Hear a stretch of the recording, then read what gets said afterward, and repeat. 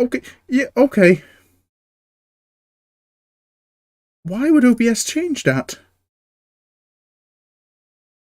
Okay, I've been talking to myself for the last 3 minutes then.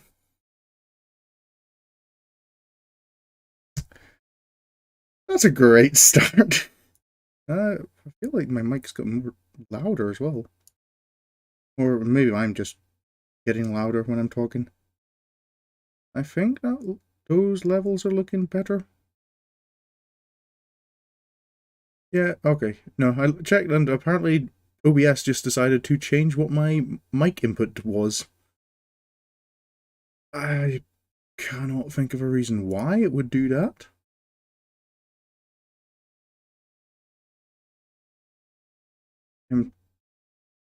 Nothing, yeah, I haven't done anything I wouldn't normally do.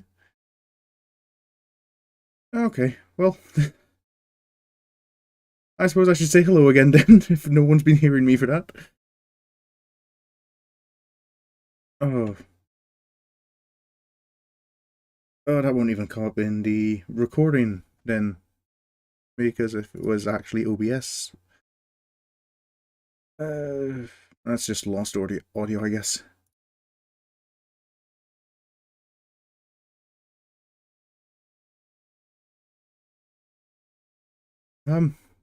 Okay, that's that's offset me a bit. Hey, yeah, welcome back to Sorin's journey. As I had been saying, Wednesday we finished up Dragonsong War, and Sorin's been able to have a little bit of... Oh, oh I'm quite glad you did decide to mention it. Oh. Oh, if this was a stream you hadn't been able to make the start of, I could quite possibly have gone on the whole stream and not realised. And that would be... wouldn't be ideal. But do I go back and...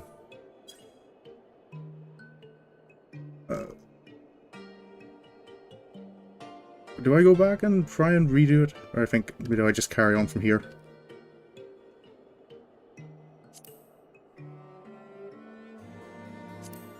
Sure, long story short, Sorin has hesitantly approached Miss Nashi to... Last time she was around, there was... the entirety of Ul'dah nearly turned into zombies. Probably best to check up on what's going on. Cor, I was hoping you would silently agree. So, I've been trying to calculate the trajectory the Inspector took when he was catapulted into the sky again. I've triple-checked my figures and concluded he must have landed somewhere here in Ishgard. Unfortunately, the investigation hasn't been proceeding as smoothly as I had hoped. But now that you're here, we're sure to make some progress. Come, let's speak with the merchants and see if anyone hasn't had dealings with a gentlemanly Highlander. Right. I guess that means I'm helping out, doesn't it? Excuse me, ma'am. You haven't seen a gentlemanly Highlander? What? A gentlemanly Highlander, you say? My apologies, but I can't say I've had dealings with a man as you describe. Fair enough. I guess I shouldn't be too worried. Mr. Hildibrand doesn't seem like the kind I need to worry too much about. Good evening to you, sir. Oh, you were looking for someone. A gentlemanly Highlander. I know not of this man whom you speak, but mayhap Mistress Elise does. She is well acquainted with rather a lot of merchants and noblemen. Thank you. I'll go and ask. Hello, ma'am. You haven't seen a gentleman inspector about, have you? I've sold my fair share of goods to Highlander adventurers, aye, but I'd not describe such clients as particularly gentlemanly, I'm afraid. Fair enough. I feel like I've seen you before.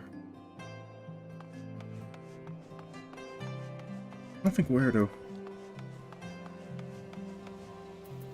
Hello, Miss Lace. It's been a wee while. Just wondering if you've seen anyone about. As ever, a warm welcome to you, sir. How may I be of service? Looking for a gentlemanly Highlander? If that's specific enough. A gentlemanly Highlander, you say? Now that I think of it, I have heard tell of a foreigner who may be the man you seek. Begging your pardons, miss, but did you say you know Inspector Hildibrand? An acquaintance of yours, I presume. I do not know his name, only that he is here by invitation of Lord Edmund, or so it is rumoured. Surely as a ward of House Fortoms, it would be a trifling matter to go and ask after him at the manor. I guess so. Lord Edmund knows Hildibrand? Oh, I knew it was serendipity. The Fortoms Manor. Off we go then.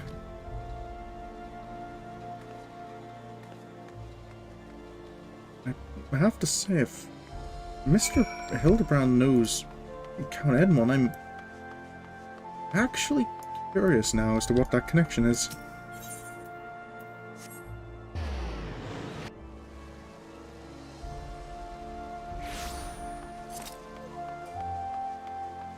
All my time around the manor, and I hadn't heard mention of it.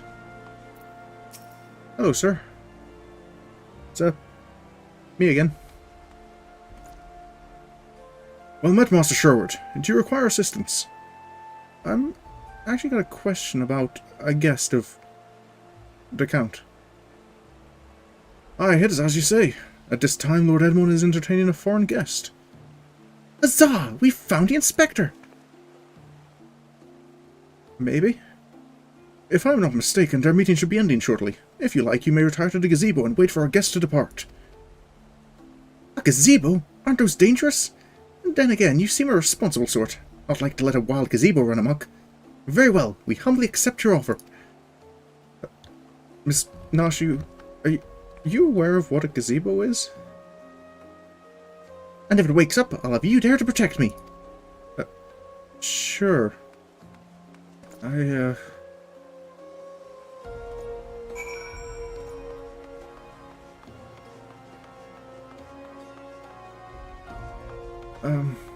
Okay.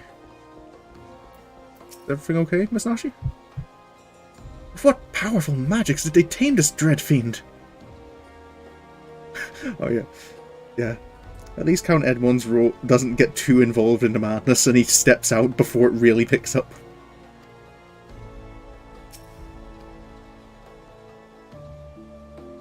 Yes, we're just waiting for a moment.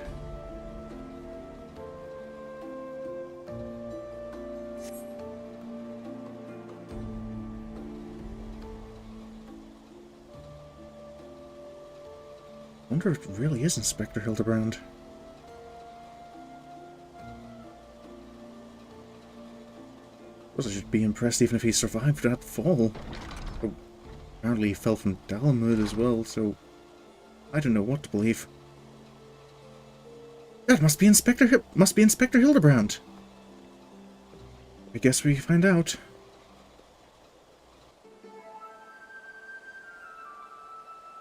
I cannot well imagine how arduous your journey must have been. Truth be told, I found a brisk curve in air to be rather invigorating. It stimulates body and mind both. A welcome benefit when one must discuss matters of commerce. I dare say we would not have accomplished so much otherwise. There you are, Inspector. I've been looking all over for you. I say, who do I see before me? Not one, but two of my beloved son's faithful companions. Mr. Godbert. Lord Godbert, but I thought... We were looking for Inspector Hildibrand. Hildy? In Ishgard? This is the first I've heard of it. Aha! I've found you at last, heretic! Excuse me? Have we met at all? Yes, you, the hulking brute with a mad gleam in his eye. Your brazen heresy is plain for all to see. Surrender yourself to the Inquisition at once. I beg your pardon. This man is an Uldan merchant, here at the behest of House Fortoms. Such baseless accusations will not be tolerated. A guest of House Fortoms? Then And he couldn't possibly... There were those 2 wards that... but they were acquitted of all charges in trial by combat. And if he demands the right to... then I would personally have to... Oh dear.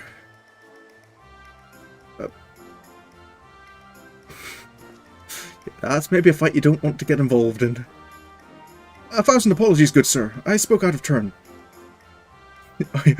Just cold enough to force Godbert into a coat. 1,000 apologies, good sir. I spoke out of turn. I am Seer, and, as you may have guessed, I am an Inquisitor who has been charged with investigating reports of a rather suspicious, possibly heretical individual. Ho ho ho! A heretic, you say? One who bears a passing resemblance to me? Aye, a man, rather muscular, wearing dark garments and acquitting himself in a somewhat gentlemanly fashion, as some might say. This heretic sounds like the spitting image of Inspector Hildibrand. Could he be... a fan? Say again, you are acquainted with such a man? Vaguely. I see. And the man you are looking for is Lord Godbert's son. Yeah, wait, still wearing shorts? I'd be surprised if he's wearing anything else other than his shorts under the coat.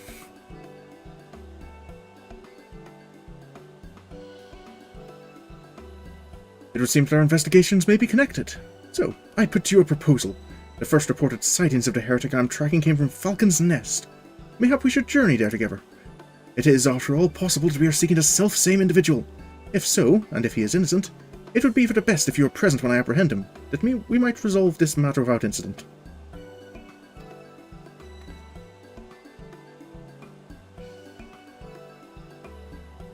I say we go with him, Sorin. This looks to be our best lead yet.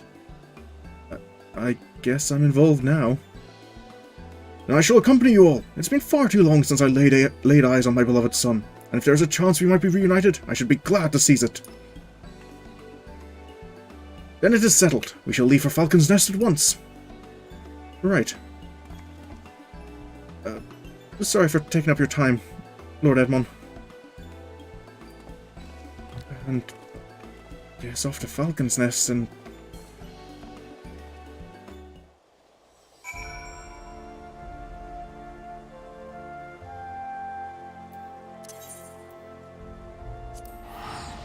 hope everything's resolved without incident.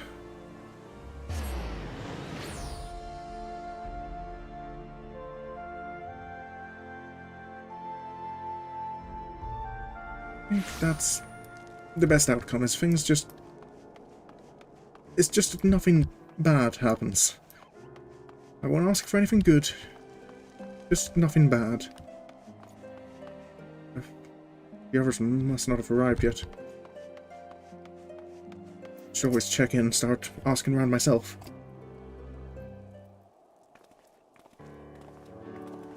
Oh. Master Sherwood, are these your travelling companions? I wouldn't quite say that, sir. A mysterious muscular vagabond. Ah, yes. Excuse me. Ah, yes. A patrol sighted him lurking near the dusk vigil. Thinking he might be a lost traveller, they called out to him, but rather than approach, he fled. Quite frankly, I'm surprised you bothered to come all this way. That sighting barely warranted a mention in my report. Aha! The unmistakable scent of heresy! Mr. Seer? Ah, terribly sorry. Old habit I picked up from my mentor. I know. I will not rush to judgment as before. Void Ark? I wasn't going to do the Void Ark after Hildy. I was going to do the Scholastic quests to meet up with Briardian again. And then...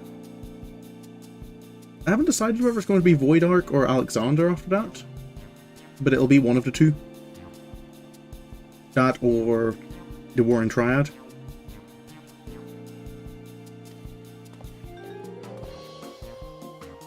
Still, much as I hope you find your missing Inspector, I must confess some small desire that we instead unearth a lingering pocket of heresy.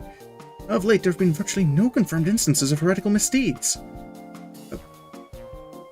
Well, I think there's a reason for that, Mr. Seer. It's gotten so bad that some are speculating our funding may be reduced, or worse, that the Inquisition's operations might come under review. That is why, Poloni is my witness, I will find and bring a heretic to justice, and prove that our order still has value in these uncertain times.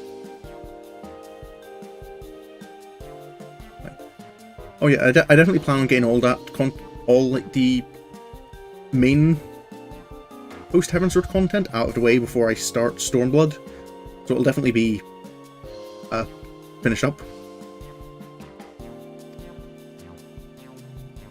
Yes, I understand you have your reasons, but whether or not this vagabond was a heretic remains to be seen.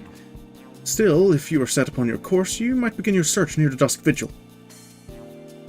Excellent suggestion, Sir Redwold. Should we succeed in our endeavour, rest assured that you will share in the glory. I wouldn't get your hopes up too much, Mr. Seer. The hunt continues! Onward to the Dusk Vigil! I am told that region is especially cold, so do not forget to dress appropriately for the weather.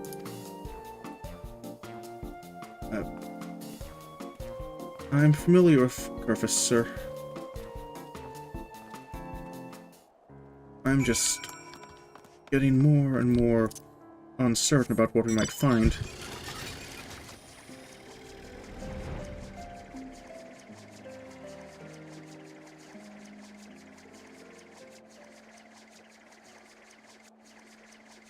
Any sign of the Inspector?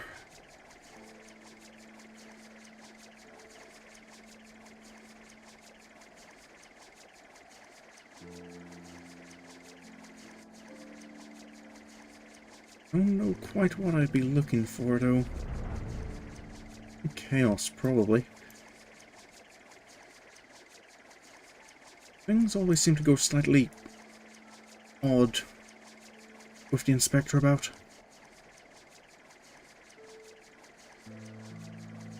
If he was wandering around Ishgard, I feel I might have heard something by now. I've been around the area long enough. No sign of any gentleman.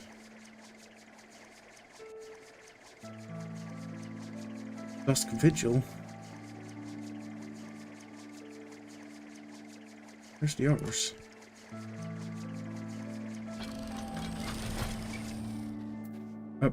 You all right there, Mr. Seer?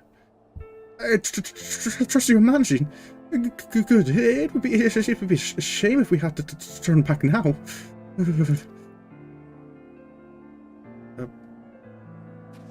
Guess someone's maybe not as used to the cold as some of us. Are you okay there, Mr. Godbert? This land has a beauty all on its own, don't you think? A pity my dear wife isn't here to enjoy it.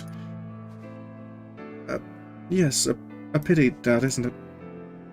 Do you see anything, Miss Nashi? Look, it's frozen! Wait, does that mean the fish are frozen too? If there were fish down there, I would imagine so. Unless it's just the surface that's frozen. Given how cold it is out here, I wouldn't be surprised if it's frozen solid. Not seen any sign of any gentlemen inspectors.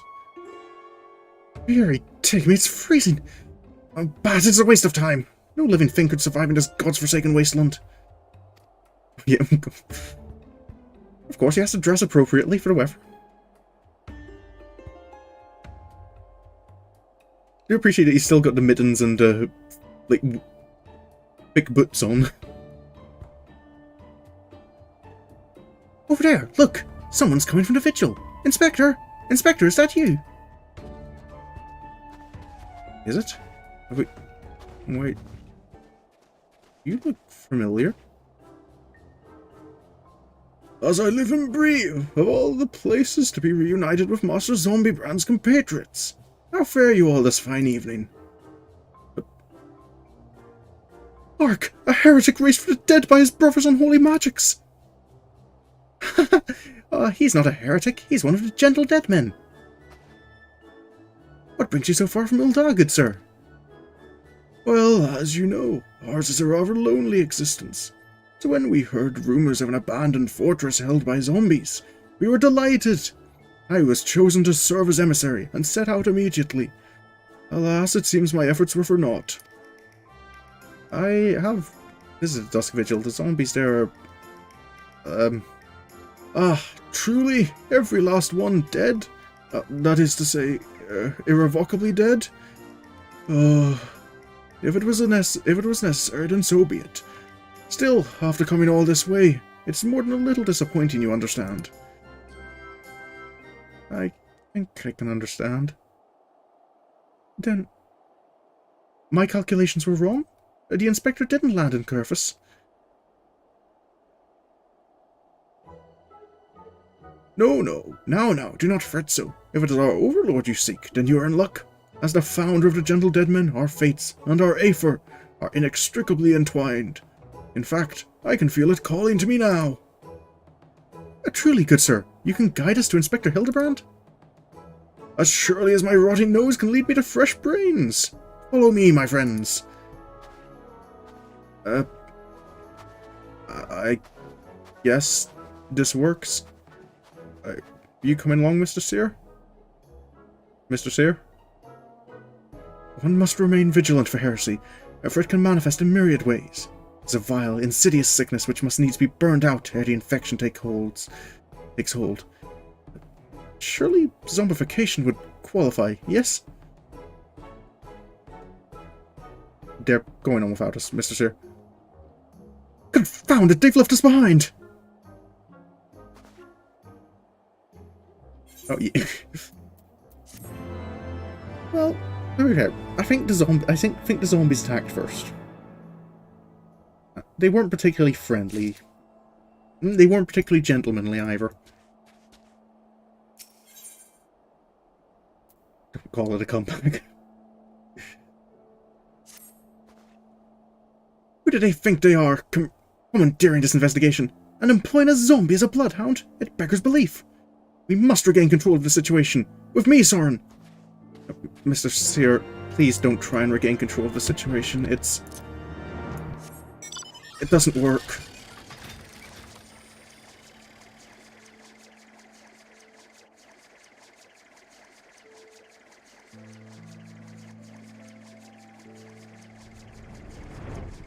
Mr. Seer can certainly run fast when he wants to.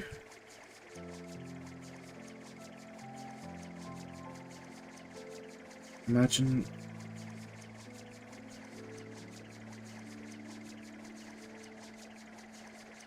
the others are probably already wherever they were going. Oh, there they are. What up, I see, Mr. Seer? Sickness is wont to fester and spread, yes? Is it truly safe to consort with this man? Well, I've been involved in him before, sir, and I'm fine enough, I think. I hope. I don't think I got any of that, what's Weaver's Spurn on me? Simply basking in this magnificent scenery fills me with inspiration. I see, sir. You see anything, Miss Nashi? Inspector!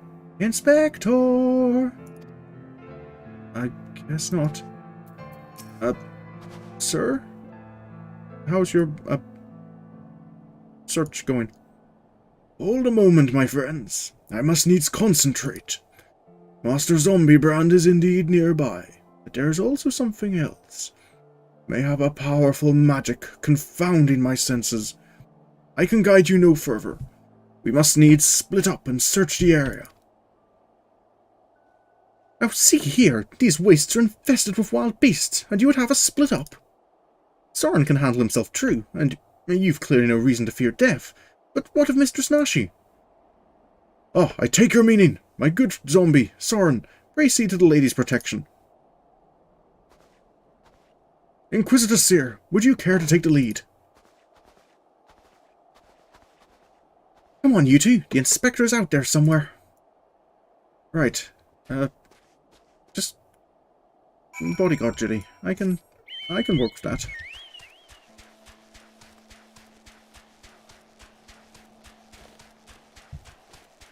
Well, I can work with it as long as she doesn't immediately run off somewhere.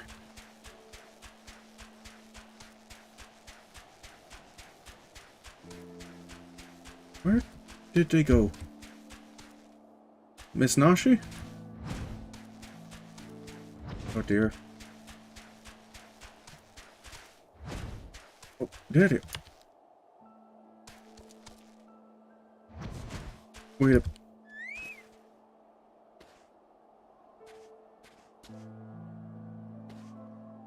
I hate to say it, but I think I recognize those legs.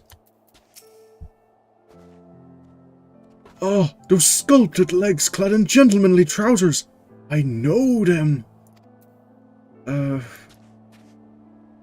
Yes, I'm right. Miss Nashi?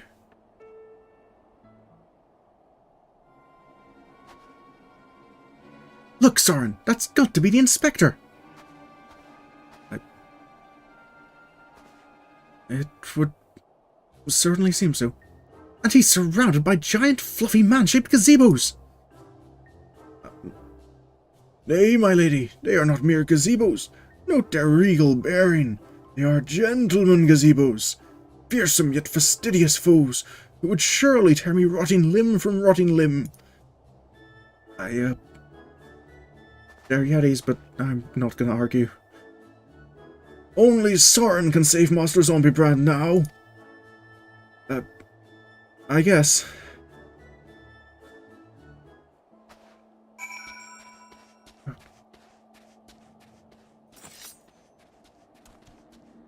Still someone in need of protection.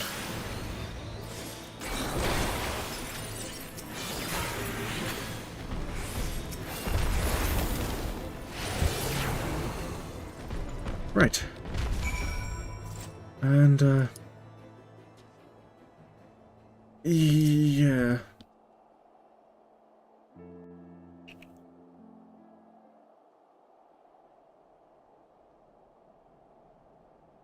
This is Inspector Hildibrand.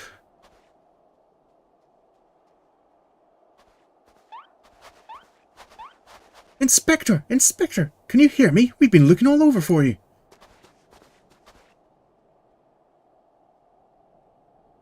Oh, but this just won't do. We've got to get you out of there before you catch cold.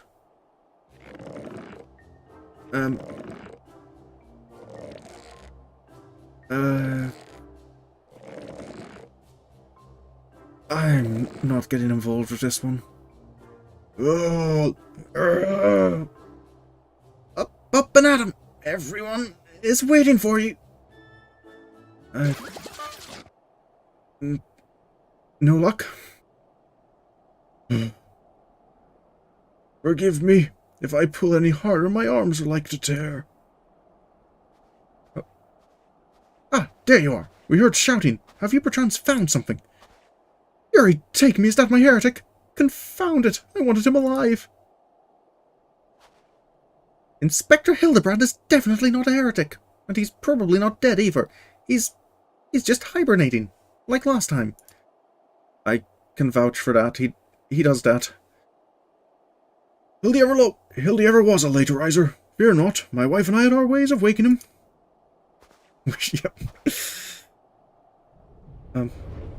I'm gonna stand back. Yeah, Mr. Sear, you might want to take a step back.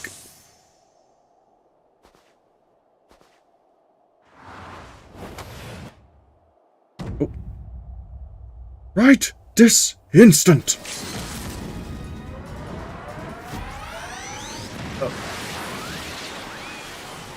And away they go.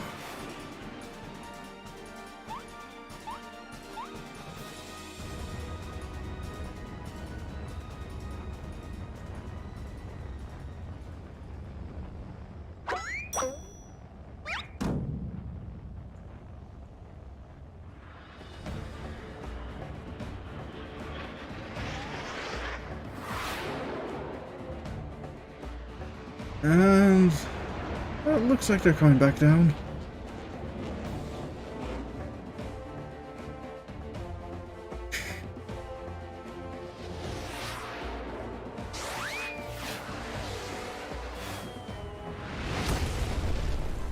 And it still concerns me that this family considers this normal. It looks like the situation has just been made worse. Was it the Manderville Meteor Strike or the Manderville Meteor Drive? Ah, maybe Julian was right. Trying to name everything only leads to needless confusion. There's no... You don't compete with Godbert. One more time, then. Out you go!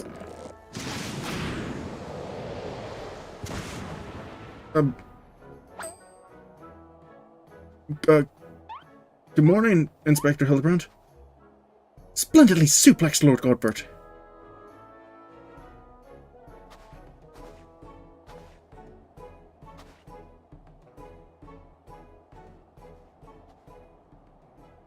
Where am I? The snowy wastelands of Curfus. And who are these people I see before me? Ah, but of course! Who else would venture into inhospitable climes and wake me from slumber sweet but my beloved fans?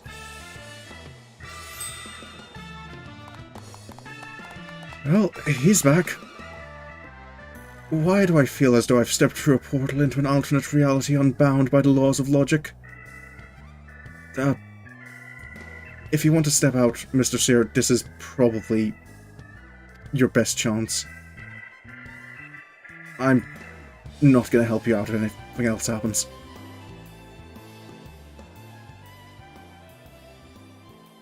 What is that? A mammoth? Where did it come from?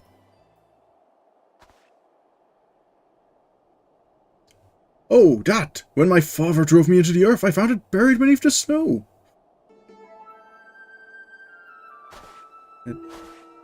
It looks like a normal enough mammoth, I guess. A little Lalfellin girl! How adorable! Ashu, please! Note the firm, muscular legs, not unlike my own. It is clearly a Lalfellin boy. And now that you mention it, I suppose his features are rather masculine. You two cannot possibly be serious. They are, Mr. Sear. Just go along with it. I am the very soul of seriousness, good sir, especially in matters of deduction. This is undoubtedly a young boy who, much like myself, fell into a deep slumber upon being buried beneath the snow. Now then, let us gently wake him and ascertain his identity. Mr. Godbert? I guess that works. There, that ought to do it.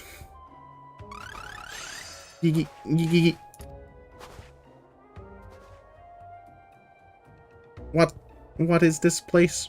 Who am I?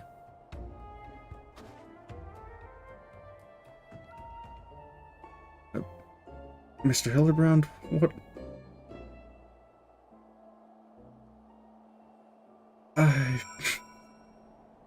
Objective complete. Inspect the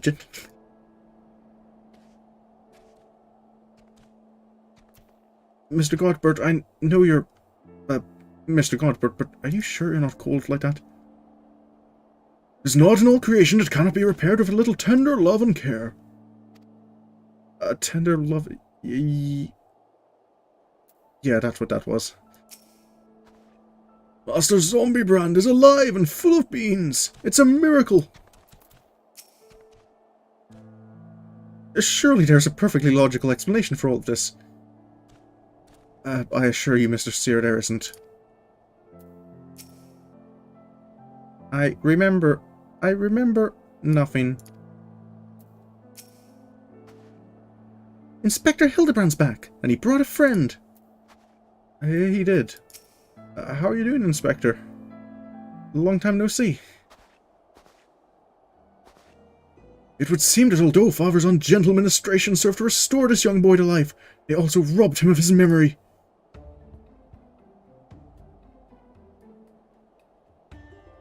How did I get here? Who am I?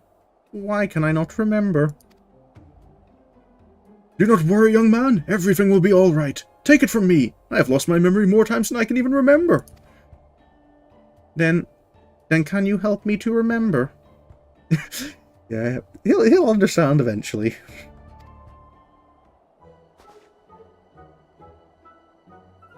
Hearken to me now, for I, Hildibrand, Agent of Inquiry, Inspector Extraordinaire, do hereby swear to solve the mystery of the amnesiac hobbledehoy. Hobbledehoy? Wonderful, wonderful. I'll get started on a batch of Nashi's delights. I'm not sure that's the bit. Ah, effective as your explosives were in the past, I suspected young Gigi he lacks the hardy constitution required to survive such an approach. Gigi? Is that my name?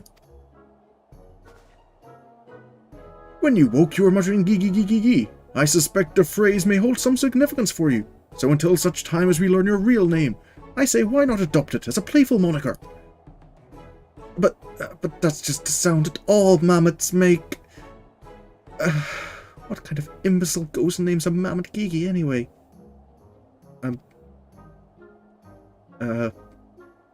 Maybe I don't bring up Miss Serendipity here. Gigi, I like this name. Thank you, kind sir. But how will this new name help me to remember who I am? Patience, Gigi! This is only the beginning! Next we will return to the city and see if we cannot find any who know who you are. Come along.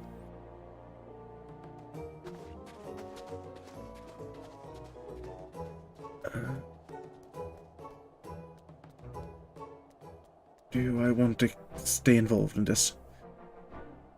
Now that I know our overlord is safe and sound, I too must take my leave of you and return to my brothers. I dare say rigor mortis will set in if I remain here any longer.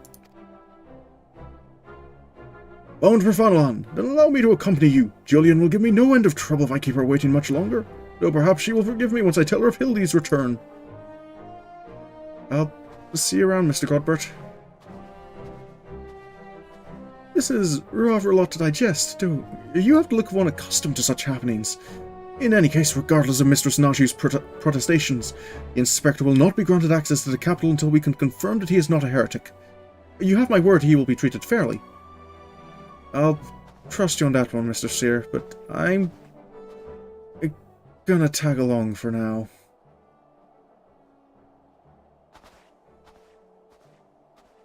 Being watched again? Was the last time I felt that ominous presence, it was Mrs. Manderville.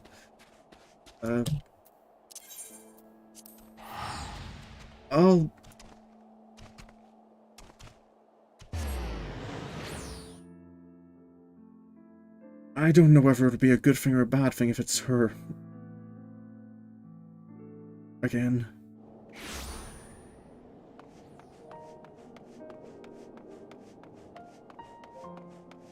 Now that things are moving again, I kind of feel it's probably for the best that I stick around and see what happens, in case there's another zombie plague into making or something.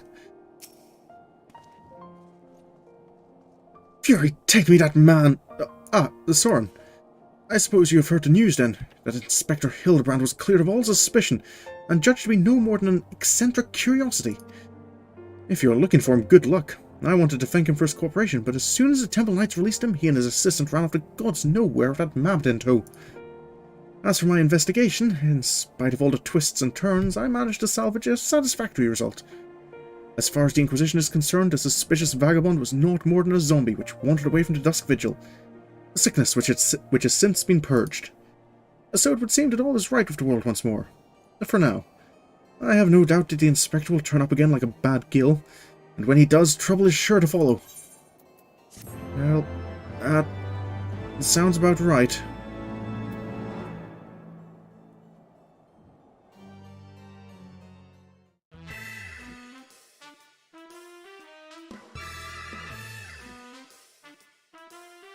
And the first end credits.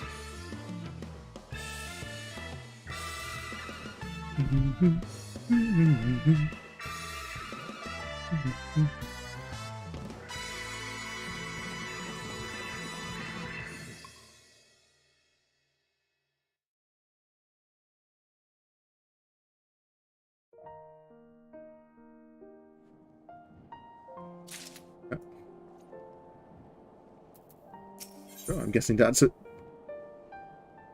time skip cutscene. Oh, Mr. Seer, any news on the Inspector? I pray this morn finds you well, Sorin, or at least better than it finds me. It seems I have no choice but to seek out that Inspector and convince him to surrender up his mammoth to me. It was unearthed under most suspicious circumstances, after all, and who can say what secrets, or heresy, it might hold. Therefore the Inquisition would conduct a thorough inspection, and if needs must, destroy it. Given his affinity for contraption, I fear the Inspector may not be amenable to my request. Nevertheless, he must be made to see that it is in the interest of public safety. Would you be willing to help me persuade him? I'm curious, like, maybe going through it a second time, I'll like the Stormblood ones more. I felt, to me, I don't know, they weren't, would never say they're bad, but they just, compared to the other two, just weren't quite as interesting to me. But I know even, like, the Banquet quests, coming up to Titan, doing it in character made it very different, how it felt to go through them.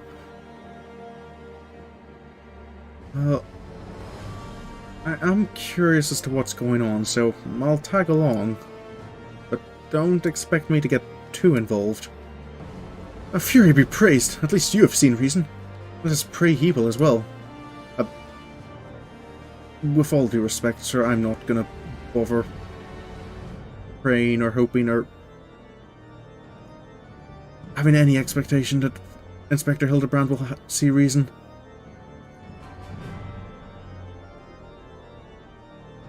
I am given to understand that while the Inspector and his assistants have been wandering all over the city with the mammoth in tow, they often frequent a gazebo near Fort Holmes Manor. With any luck, they will be there now. Oh, they've been hanging around the manor? I really hope they haven't been causing any problems for Count Edmond.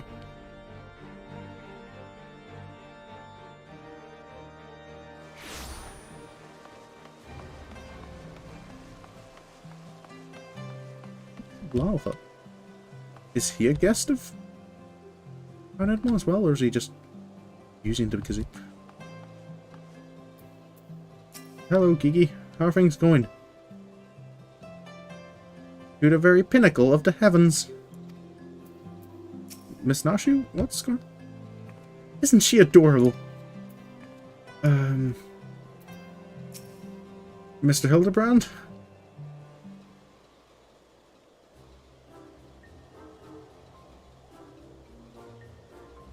Verily shall we scour all creation, from the deepest pit of the seven hells to the very pinnacle of the heavens, for the answers we seek. Every day shall be filled with grand adventures, the stuff of fairy tales and legends. Huzzah! A grand adventure in the deepest pit of the seven hells! Mr. Hildibrand, what ideas are you giving to Mammoth? Just so! Such is the creed of Hildibrand, Agent of Inquiry, Inspector Extraordinaire!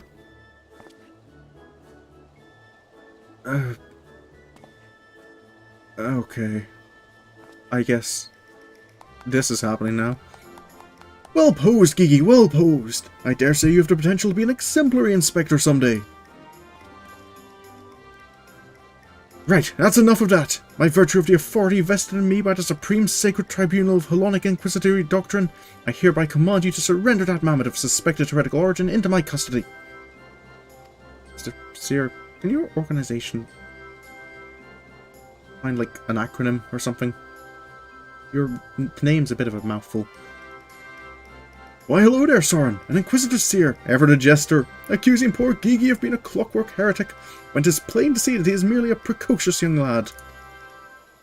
Oh, there you go again, confusing the poor girl, as if those big, beautiful, boxy eyes aren't the soul of femininity. We're still arguing about this? Nashu, please! Were you not witness to the magnificent display of Mandervillian masculinity mere moments ago? That's because you haven't taught her any better. She needs a proper role model to show her what's what.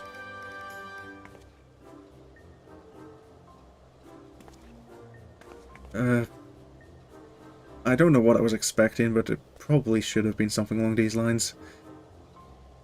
At least things are looking fairly normal. Silly, but normal. Master Sherwood, Inspector Sir, what is all this commotion? We can hear you from the courtyard. Count Edmond. Sorry if we were being a nuisance. Oh, Lord Edmond, my serious apologies for the disturbance. I am come to seize this mammoth on behalf of the Inquisition, a fact which I clearly explained to the Inspector before you arrived. At which point they set to bickering about the contraption's gender. What say you, my lord? Do you think Kiki a boy or a girl? It is clearly a strapping young lad, no? Count Edmond. Yuri, take me, not you too. Has the whole world gone mad? Fine. But even supposing that this Kiki is a real boy, you cannot deny that the circumstances of its discovery and miraculous resuscitation were most unusual. It cannot be suffered to roam the city with impunity until the Inquisition is determined he is not a threat. I beg your pardon? Miraculous resuscitation? Lord Godbert hit him with a hammer, sir. Violently. Several times.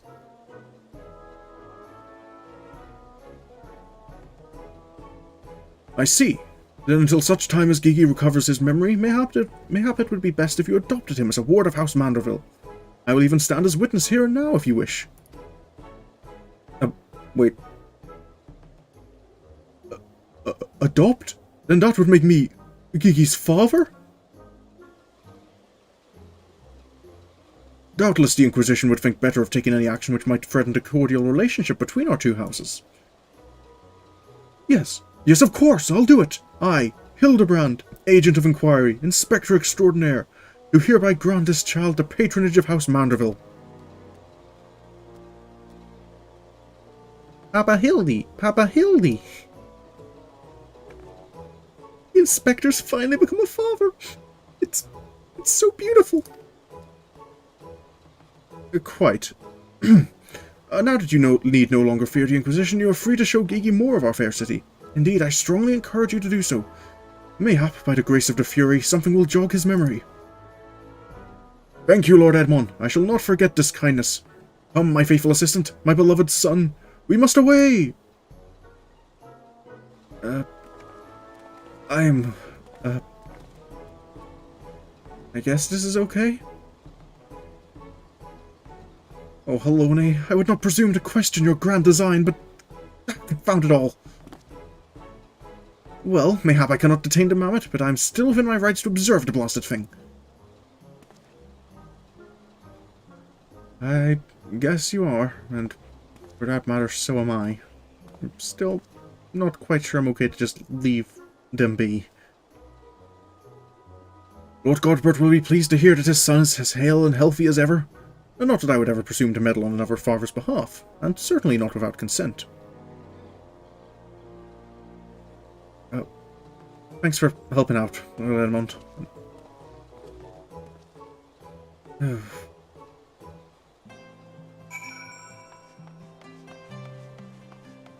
I suppose Lord Edmond's no stranger to adoption.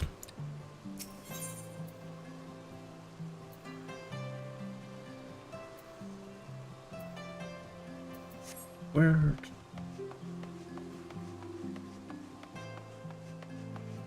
did they run off to?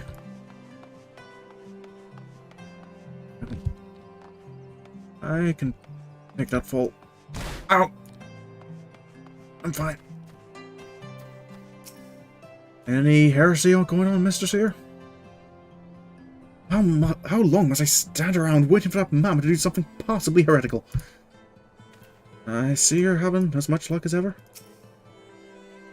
God, look at all them halberds. I've never seen such a well-armed building before.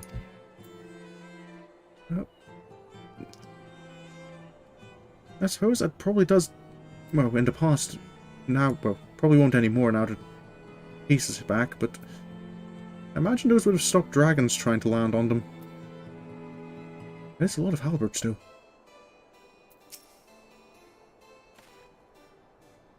Judging by the size of their estate, they've wealth to rival House Manderville. I don't think that's an estate, sir. If I remember correctly, that's the tribunal? How are you doing, Gigi? Come now, Gigi. Surely gazing upon this wondrous work of Ishgardian architecture, there's something within your soul. The grand manor of House Durin Maltemsarte. Pray do not fill the mammoth's head with such nonsense. That is the supreme sacred tribunal of Hellenic inquisitory doctrine. I should know. I work there. Furthermore, I'm quite certain that there is no house Durin Maltemsarte. And that is rather a ludicrous portmanteau of the 4 high houses, including that esteemed house which but recently stood as witness to your adoption. Just Hildibrand shrug. Well, Gigi, do you remember anything? No, nothing. I say, rather than parading him before the Grand War, why not give him a taste of something more prosaic?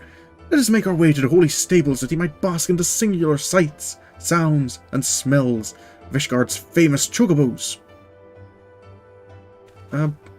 Sure. Off to the stables, I guess, then.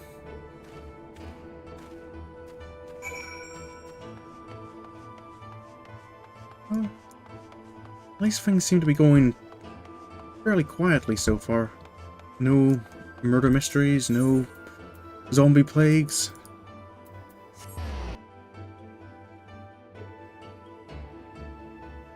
I'm fairly certain Kiki is also the name of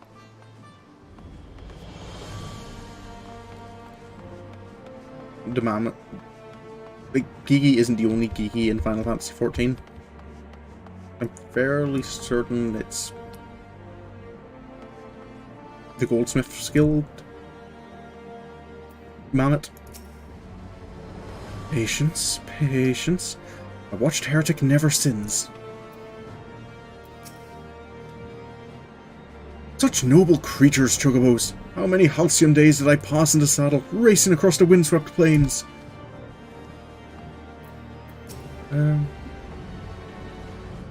So if I wanted hair that colour, I'd have to eat plums, valfruits, and pineapples. How many? Miss Nashu, I'm not sure your hair works like chocobo feathers.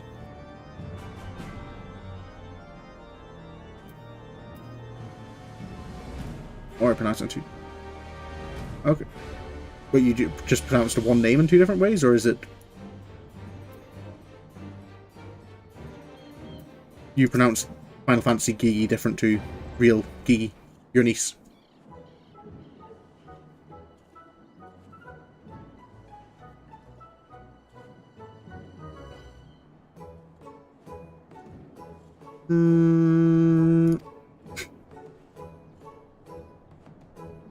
Splendid specimens of horsebird flesh, would you not agree? In the hands of a skilled jockey, any one of them could take first place at the saucer. Those chocobos are the pride of the Ishgardian cavalry, and any temple knight who dared exploit them for personal gain would answer to the Fury herself. How about now, Gigi? Do you remember anything about Ishgard? Be sure to sniff the chocobos, it might help. Miss Nashi? Sniff, sniff. It didn't. Oh, Gigi. Gigi.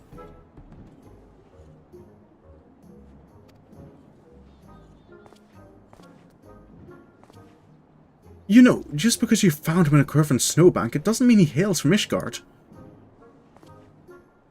Which is why we ought to try taking him to the markets and exposing him to all manner of goods from across Eorzea. Excellent suggestion, Inquisitor. Wait, am I now complicit in this farce? Fury, forgive me. Welcome aboard, Mr. Sir. You're one of us now.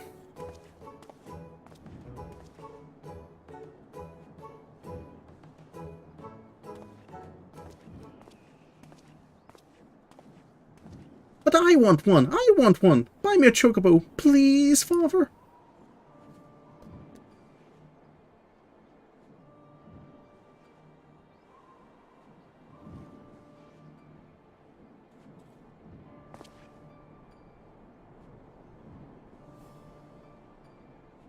Father, that strange-looking thing is staring at us. Gee.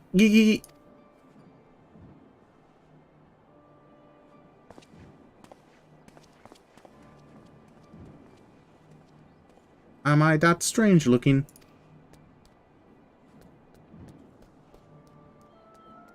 Or Geeky?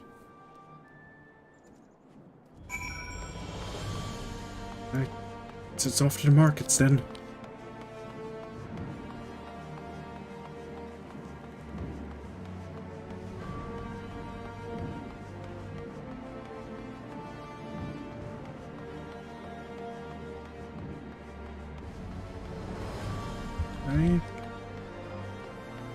Mammoth doesn't have his memories. It's possibly just doesn't have anything? Maybe that was his first time being, like, switched on.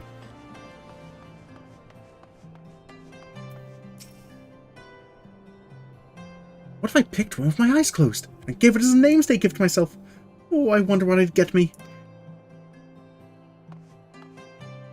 I guess we can leave Miss Nashi to do her own shopping. Receive your orders. Detain your heretic. Meet your quota. You're taking me just to be so simple. Frightening on occasion, I grant you. What with my mentor's little episodes. But simple nonetheless. These goods would fetch a high price, no doubt. I'm sure they would, sir. How are you doing, Gigi?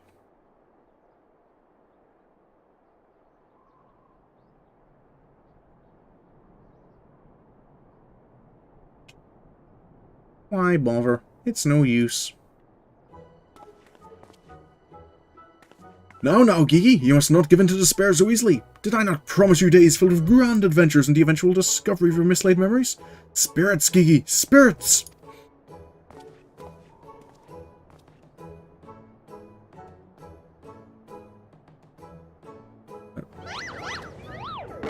Mr.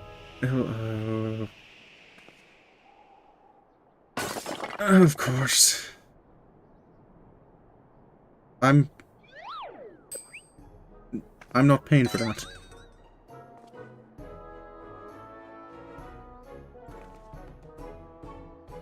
My word! A vase flung to the ground with reckless abandon. Could this be the opening salvo of an indiscriminate campaign of vandalism? Mr. Hildibrand, one waged by your wild gesticulations, perhaps. At least look before you strike a pose. Gods only know how much that vase cost. 123,504,000 gil at last assessment.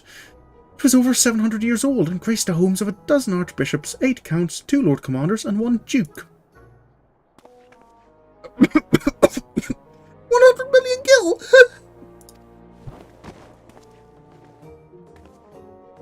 Oh, Helone, why have you forsaken me?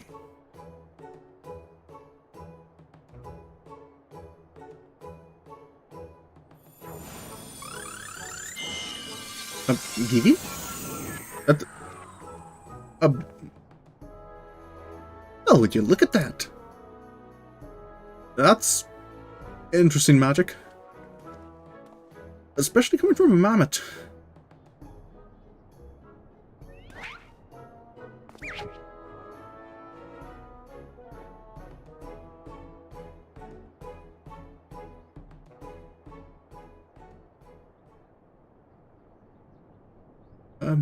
We don't have to pay for that now, right?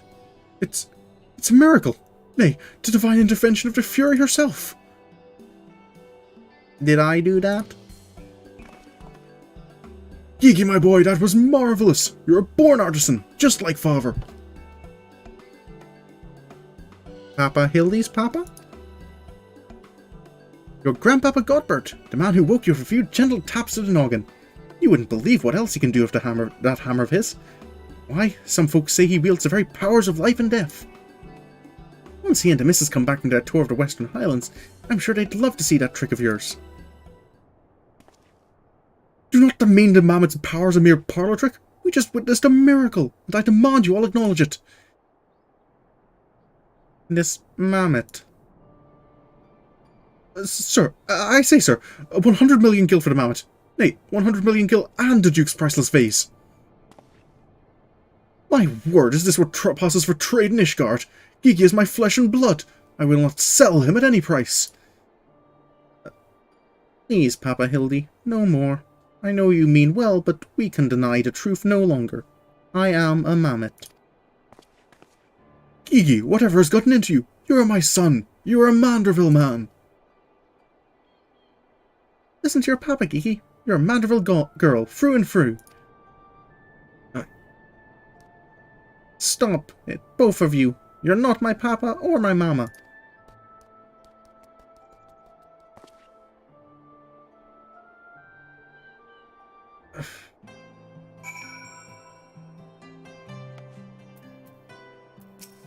What's everyone? The unmistakable scent of... well, perhaps not heresy exactly.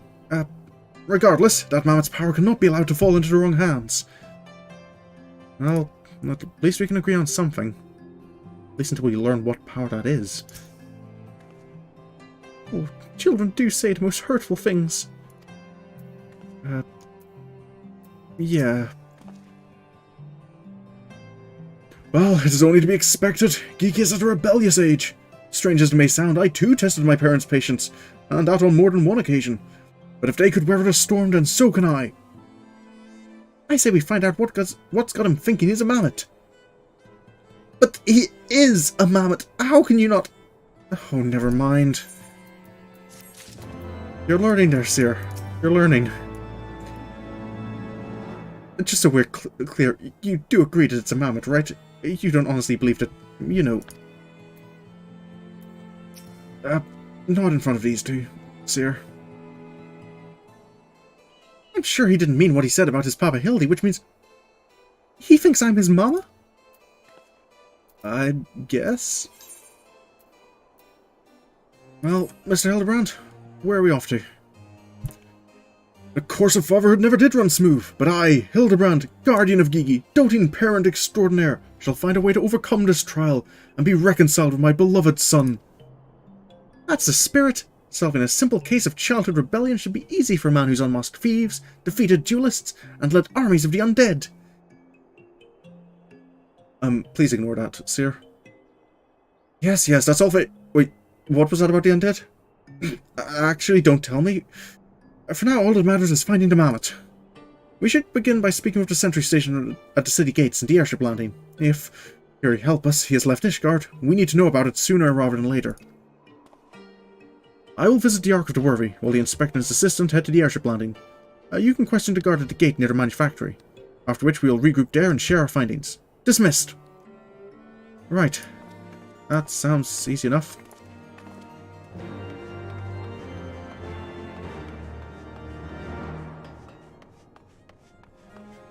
We brought Gigi back through Falcon's Nest, so I guess if he was leaving the city, he'd probably choose the exit he's familiar with.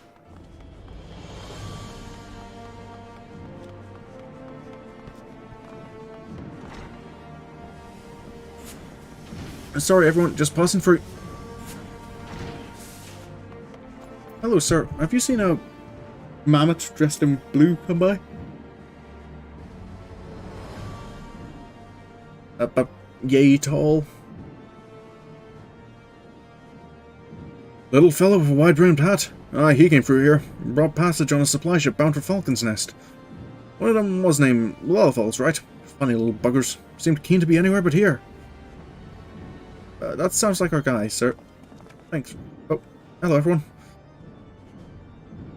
Well, if Gigi left the city, it was not by the main gates. And the sentries at the airship landing have seen no one matching his description. Well, someone matching his description was seen leaving this gate. Falcon's Nest! Fury take me, must we return to that freezing pit of despair? Wheresoever Gigi goes, I will follow him, and find him, and embrace him as my son once more. However, I surmise that our final destination lies far beyond the walls of said outpost. Indeed, there is but one reason he would return to those frozen wastes. To frolic in the snow and cast his worries to the winds. Sure. Really, he seemed in no mood to frolic when I last saw him. As I recall, he used his arcane powers to mend a vase, only to become morose and belligerent when it became clear to him that he was, in fact, a mammoth. One might even say he remembered what he was, remembered his purpose, and so he returned to Western Curfus, that famous breeding ground for heresy, where first we found him. Home to his heretic masters, to share with them the intelligence he had gathered on the city. At long last, the undeniable, the unquestionable, the unmistakable scent of heresy. What are we standing around for? We have a heretic to catch. Well, at least someone's having fun. Inspector, I'm starting to think that Inquisitor Seer might not think very highly of our little girl. It is possible, but I would not presume to know his feelings ere he voiced them explicitly. Until such time as he does, we should endeavour to surreptitiously bring him round to the opinion that Gigi is a boy of pure heart and good intent. Subtlety in all things, Nashu. That is the Manderville way. Is it, sir? Well, I suppose if Seer's disapproval is his idea of subtle, then he's probably not far off with his own, by his own definition.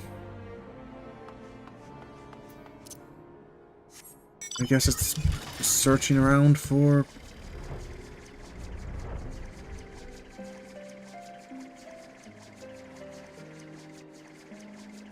a little blue mammoth somewhere in... Oh, there's the others. See if they've... Oh, those... very small footprints. Might just be like a real Lalafell, or maybe Gigi? I would know those tiny footprints anywhere. Gigi came this way. Well, I guess no harm in trusting Mr. Hildibrand at this point. Aw, even her footprints are adorable. They almost look like they were made by one of those clockwork minions. Yeah, they do look like that, don't they? How are you coping, sir? Aha! I knew it! The mammoth immediately left the outpost and looks to have headed north along the river. By the fury, I cannot wait to finally catch him in the company of heretics. I don't much like your tone, Inquisitor. If our baby girl ran afoul of any heretics, she'd look them square in the eye and tell them she doesn't want any. Hey, Inspector, I think I just had one of those moments, you know, of insight. Maybe Gigi came out here to find Lord Godbert. I did tell her grandpapa might like to see that trick of hers. Brilliant deduction, Nashu. He must be eager to meet his grandparents.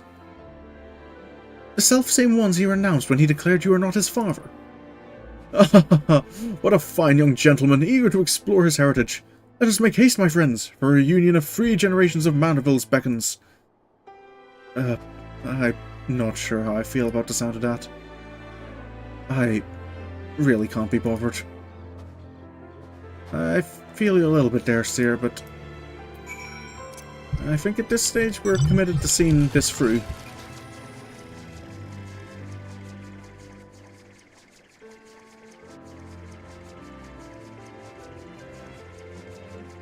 Where's Gigi wandering off to? That looks like...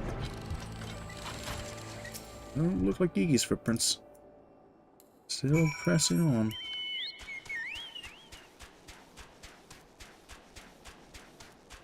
Bit of... Is that? It's... What? Mr. Godbert and... Mrs. Manderville. Those dear Steinbocks are dead.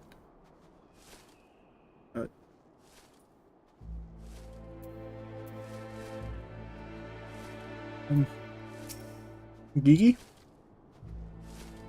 Mammoth lies motionless in the snow, fragments of ice stuck to its cap, suggesting the impact of something small and round, travelling at high speed.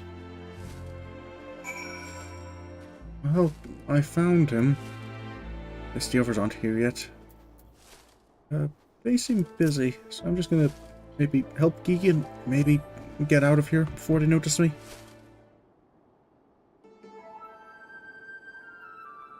My head. Who? Oh, it's you. You followed me. You doing okay, Gigi? Oh, never mind, everyone's here. Oh, Gigi, if you wanted to have a snowball fight with your grandparents, you should have said so earlier. Papa Hildy was very worried. He is glad to see that you are unharmed. He's unharmed now, I think. It would seem he was struck by a snowball, much like these Steinbocks. These dead Steinbocks. Are you sure he isn't damaged? It's a mere blow to the head could fell our Gigi. We Mandervilles are made of sterner stuff. I myself have been driven headfirst into your earth on no fewer than 24 occasions, several times from moms above, and my mind is no less brilliant for the experience. That actually, I think, explains an awful lot.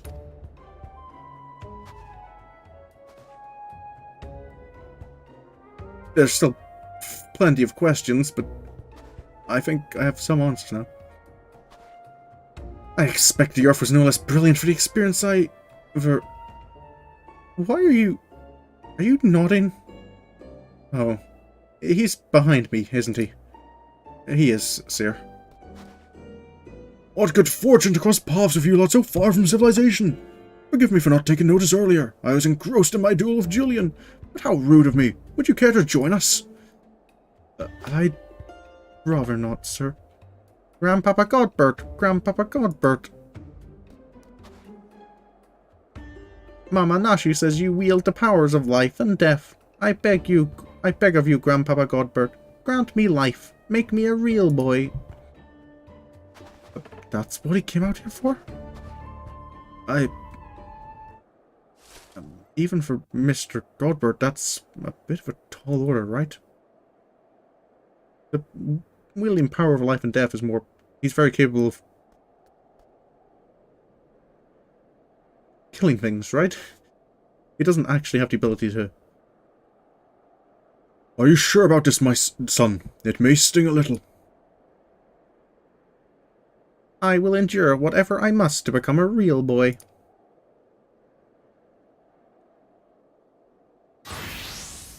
I feel the need to stand back. Oh. Seer's learning.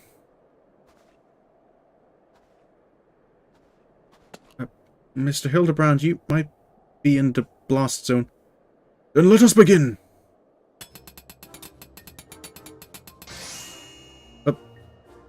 That's a little uncomfortable. This body, it's everything I ever wanted. It's perfect. Thank you, Grandpapa Godbert. Thank you. Oh, but I've not even begun to begin. Rygot, guide my hammer. Here we go again. Mr. Godbert's improvements.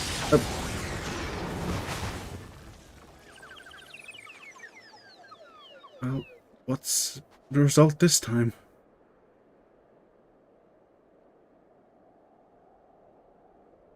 Oh, I think so.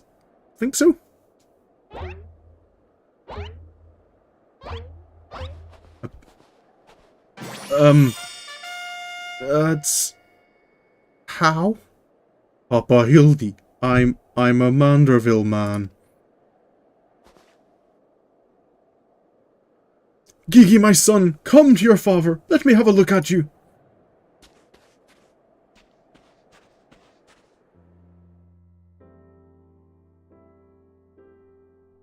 I guess that Papa Hildy. Yep. Gigi!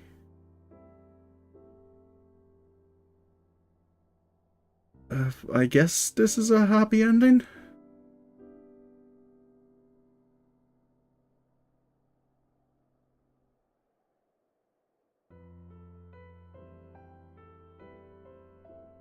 Wait a moment.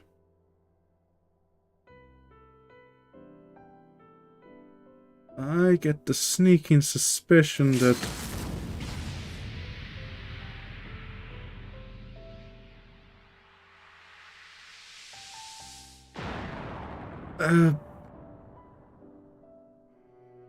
he's certainly Manderville, I guess.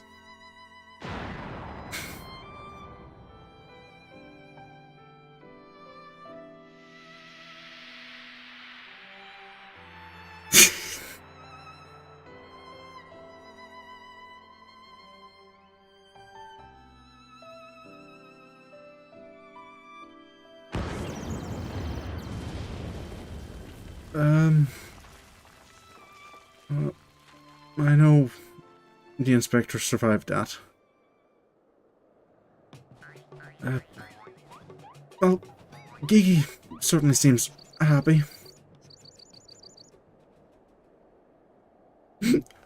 Oh, now that brings back some memories.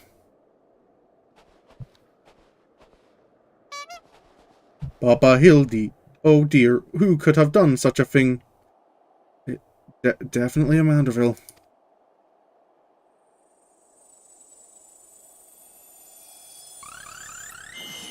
Face of a proud father.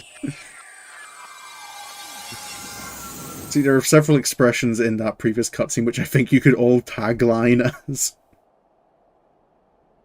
the face of a proud father. By the fury, it's just like the vase all over again.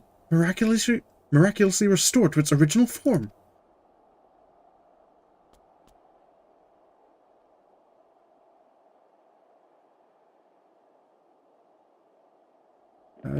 So it's temporal magic, almost? That's the only time I've seen that is when we were with Lady Lavava. Charlie in astrology. Gigi, my boy, upon further consideration, I believe that this body may suit you best. It is, how shall I put this, more manageable. And much more adorable. But how can I ever be accepted as your son if I remain a mammoth?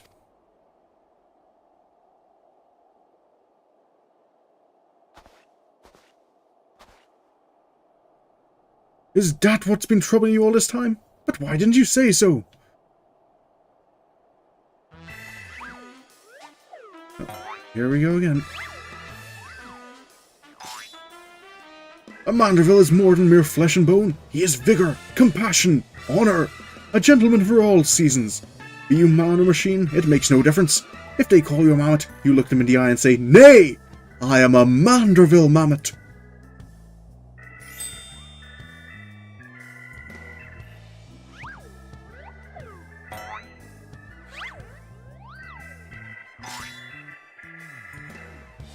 Well, that was a pretty good line. I'm starting to think I might be okay just leaving these two. Mother, father, forgive me for not consulting with you earlier, but circumstances forced my hand. I have formally adopted Gigi as my son and ward of House Manderville. Ye gods! I knew he was fond of the mammoth, but did you hear that, woman? Our son's gone and got himself a son! Grandpapa Godbert, Grandpapa Godbert. Ah, it all makes sense now. Grandpapa Godbert and Grandmama Julian. I've been waiting years to hear those words. Grandpapa Godbert, Grandmama Julian. Few things in life are grander than becoming a grandparent, as they say. Ha ha ha.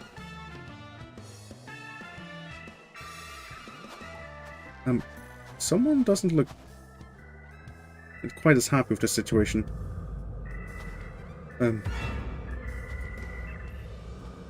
Yeah, I'm gonna step back now. I'm gonna step well back now. And what's so bloody grand about it?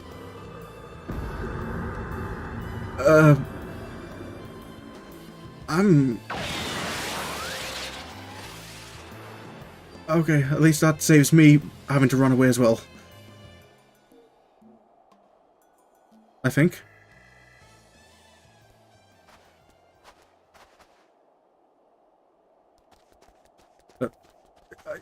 I'm not... Mrs. Mandeville? I'll not be made grandmother to a bloody buggering mammoth. It's past time I beat some sense into my beloved boy. Yep. You take me. I'd heard the tales of Dark Knights before, but no, it couldn't be. No, I think it was something far worse. Heretical like as not, but rules be damned. I'm not risking my life to find out. Yeah, sir, you don't want to get involved with that.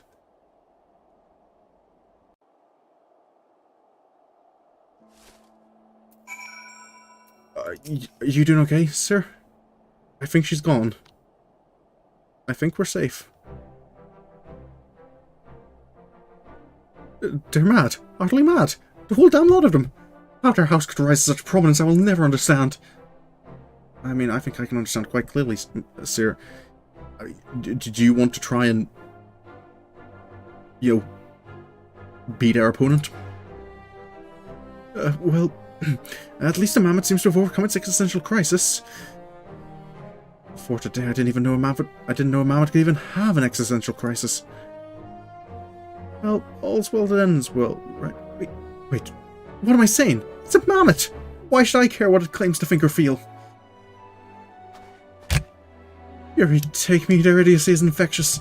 I mustn't allow myself to fall prey to it. Follow procedure. Report to your superior. One step at a time. One step at a time. You just keep going, Mr. Sear.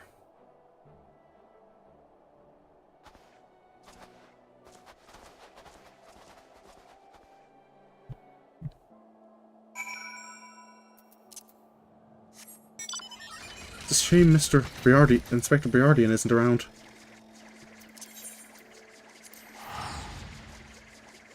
I think he'd be helpful for Sear. Give him someone who's a bit more level-headed.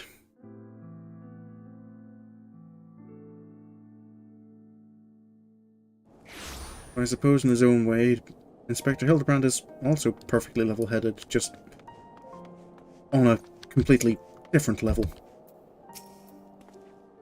Right then, my superiors, having been informed of the mammoth's adoption by House Mandeville, as witnessed by House Four Tomes, proceeded to take me to task for my gross mishandling of the situation. They remain convinced that the mammoth is the product of heretical machinations and have commanded me to redouble my efforts to prove this incontrovertible fact. That may prove problematic, however, as Gigi seems to have forsaken his quest to recover his memories and thrown himself wholly into his new life as a Mandeville mammoth, tossing about for any hint of a case alongside his doting father. In any event, though I do not share my superior's conviction, I think it's safe to say there's something exceedingly unusual about that mammoth. You saw with your own eyes how effortlessly it restored that vase, and itself, its original form. Reconstructive magics are not particularly rare, but his are unlike any I've ever seen before. I'm familiar with healing myself, and yeah, that kind of...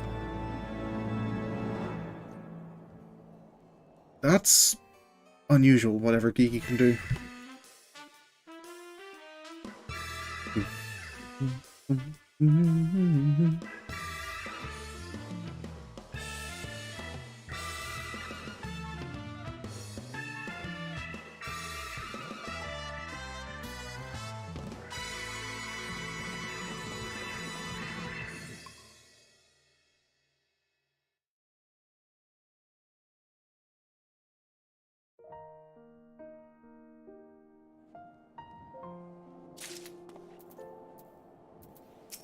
Any new news, Mr. Sir? That you stand before me as proof that Trelawney smiles upon me this day. I have need of your assistance, Sorin, and before you think to run away screaming in terror, I pray that you hear me out. You get one chance, Mr. Sear. It concerns the esteemed, and now missing and presumed dead, Knights of the Heavens Ward. None have returned to the capital since all the unpleasantness began, yet recently we've heard rumours of these honoured sirs working the streets. That does sound concerning. This heresy most foul, I say, and I mean to get to the bottom of it, but we will need all the help we can get, which means... Dearie, take me. We could benefit from a certain individual's... serendipity. Besides, if we don't seek him out, he's likely to show up at the worst possible time anyway. At least this way it'll be on our terms. We can keep an eye on that boy. Mammoth! Mammoth! Yes, right. Oh, you must be wondering why I asked you to come. Well, you and the Inspector seem to enjoy a natural rapport, so... don't worry, I get it. But more importantly, if there's any chance the Heavens Ward are still wandering around, I need to find out what's going on. Praise Alone, for a moment I was afraid you'd make me beg. This may well be my last chance to prove my worth to my superiors, and if I can't... to Fort Holmes Manor. Right, off we go.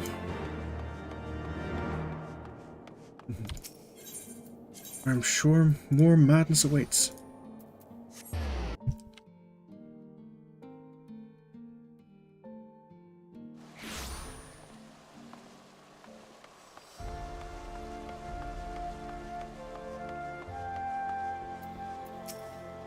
Snashy? Little Gigi's been a very naughty girl. Gigi? What's been going on? But why, Papa Hildy? Mr. Hildibrand?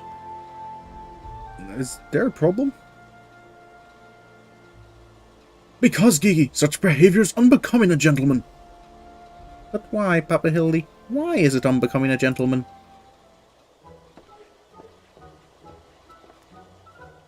Ah, Inquisitor Seer, Sorin, good evening to you both. Are you come as adoring fans or on business? Business. Always business, you may rest assured. Then I, Hildibrand, Agent of Inquiry, Inspector Extraordinaire, am at your service. Is it robbery, murder, tax evasion? Evasion, Wait, before we get into that, what's going on here? Much as it pains me to admit it, my beloved Gigi, the apple of my eye, the fruit of my loins, attempted to deface this lovely gazebo. Naturally, as his father, it falls to me to see him return to the straight and narrow. Mr. Hildibrand, how far along this delusion are you?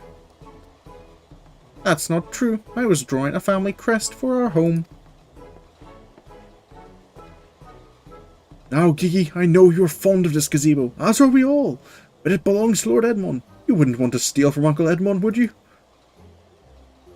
I guess not. Then where is our gazebo, Papa Hildy? And does it have a warm stove with a steaming kettle too? Oh, Gigi, don't you see? We have no need of kettles or gazebos. As gentlemen inspectors, the world is our oyster. We can go whither we please, where the red fern grows or the wild rose blooms. And yet you've been sleeping in Lord Edmond's gazebo for how long? I don't care about wild roses. I want to live in a gazebo with Papa Hildy and Mama Nashi. Gazebos are quite expensive and dangerous if not domesticated. Dangerous indeed, my boy. And besides, we are gentlemen inspectors, free to travel the length and breadth of Eorzea in search of a case. Does that not sound more thrilling than whittling away the hours beneath a gazebo?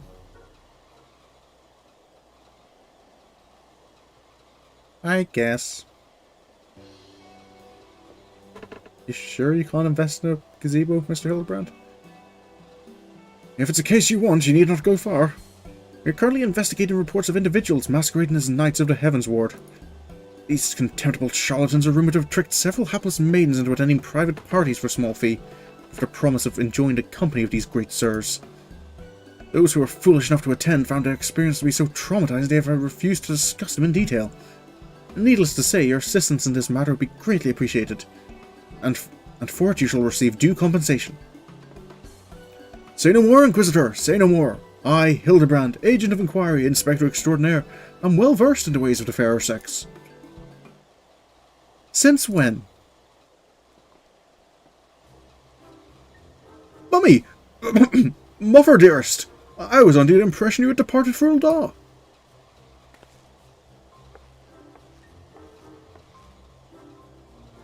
And leave me beloved boy to keep on playing at being an inspector, so as a father to a bloody mallet. Bugger that. You're coming home right this instant. How can you say such things? It's my life's calling to be an inspector, and Gigi is my son. He is a Manderville man. Grand as it is to see you, you have come at a most inopportune time. The young woman of Ishgard are in need of a champion to defend him from fiends most foul. Come, Nashu, come, Gigi. We shall demonstrate to my mother our peerless investigative skills, and bring these criminals to justice. Right. Hello, Mrs. Mandeville. Well, ballsy stubborn. Probably gets it from his sorry arse of her father. I trust you lot, Kip. I trust you lot will help me keep him out of trouble, right? Right then, come along. Yes, ma'am. Right away. Don't argue, sir. Well, that could have gone better. And worse. Let's not keep them waiting. Yep, you've got that right.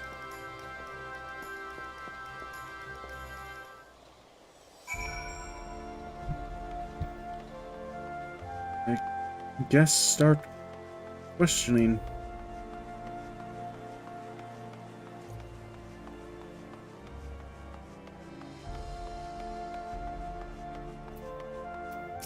Hello, ma'am. I'm truly outside her grace. My allowance all gone to waste on those... Ugh, I dare not say it. Mayhap those awful rumours are true. Mayhap I must needs accept that he now walks in Halloweenies halls. Okay, well, it definitely sounds like something suspicious afoot. Excuse me, ma'am. Can I ask you a question? Please, do you think me so foolish as to fall for their charade? From what I heard from the others, said knights bore not even the slightest resemblance to the Heaven's Ward. As if I had not already memorized every detail of my dear Sir Adelpho's face. Oh, wherever could he be? Where indeed, ma'am?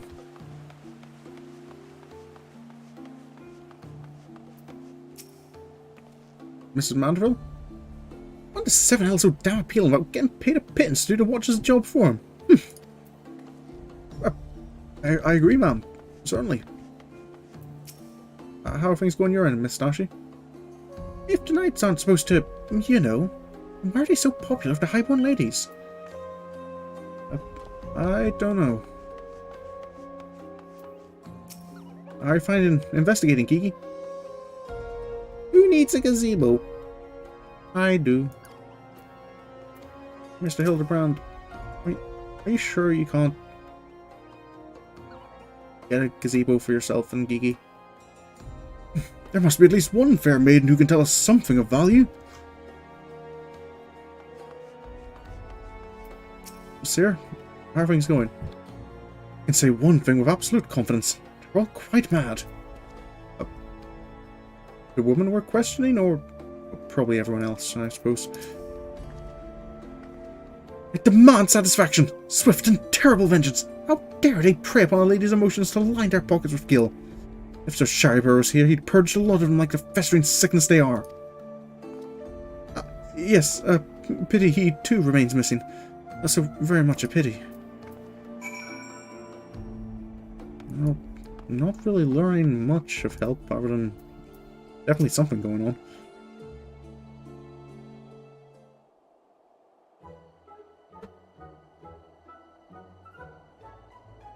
Papa Hildy, Papa Hildy. That grandmama over there is staring at us. Now, Gigi, a gentleman must be more careful of his words. First of all, you have only one grandmother. Second, and this is tremendously important, never, ever call her that. At least, not yet. Promise? Yes, father. I promise not to call Grandmama Julian Grandmama Julian. Yeah. Greetings, milady. Oh, ain't you a charmer? There, I was thinking I might have to rip your bloody head off if you said the G word one more time. Like that, Papa Hildy? Ah, my faithful assistants. Have you gleaned any new information? Not much useful. Other than the fact that these women scorn seem to detest the fake knights with every fibre of their being. These two women were telling me all about what they'd do if they cornered Sure. I don't think we need to hear the rest, Miss Nashi. Is this the best you can do, then? Bloody oaths and girlish fantasies? And you call yourself a Mandeville man? I assure you, Muffer, we are only just getting started. The tapestry of lies and deception behind which the truth hides is often unravelled with the tug of a single loose thread.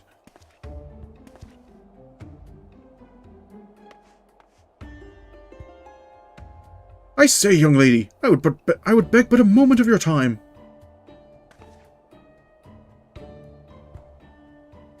Somehow I doubt that young lady was targeted by the charlatans we seek.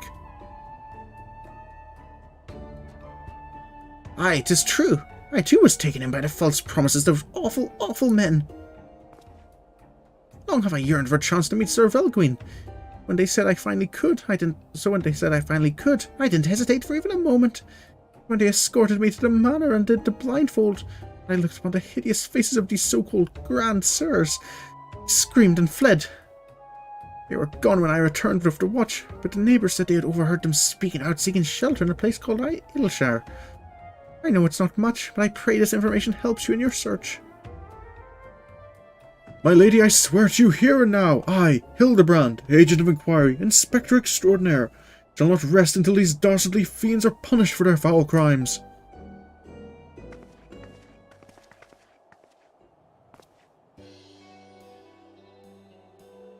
Huzzah! Free cheers for Papa Hildy! Hip hip hooray! Hip hip hooray! Hip hip hooray! And there you have it! Our quarry can be found in Idleshire! Come, my loyal assistants! Justice waits for no gentleman! That's all well and good, but I've never heard of this Idleshire. Have you? It's a town out in Dravania. Well, I suppose New Charlian, actually. You mean, we're to travel to Dravanian hinterlands? Right now? Just like that? That's how this adventuring goes. Inspecting, I suppose, in this case. Inspecting kind of seems like it is just adventuring with mostly less fighting things. As much conflict as Mr. Hildibrand gets into, there's not a lot of actual fighting. Short of, well, Briardian glorying him sometimes.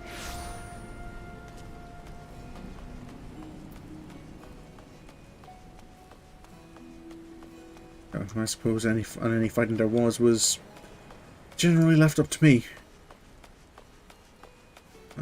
That was mostly Gilgamesh as well.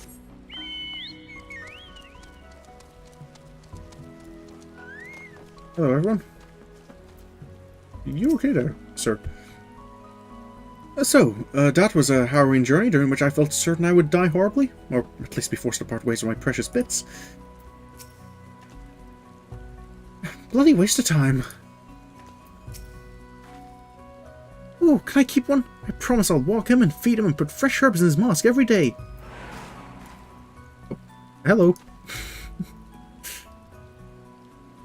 How are you doing? Oh.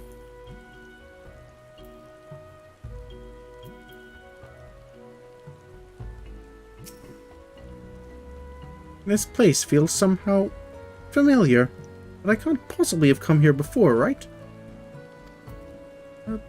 Possibly. Did Charlians use mammoths, I wonder? Goblins definitely don't. So that's the point.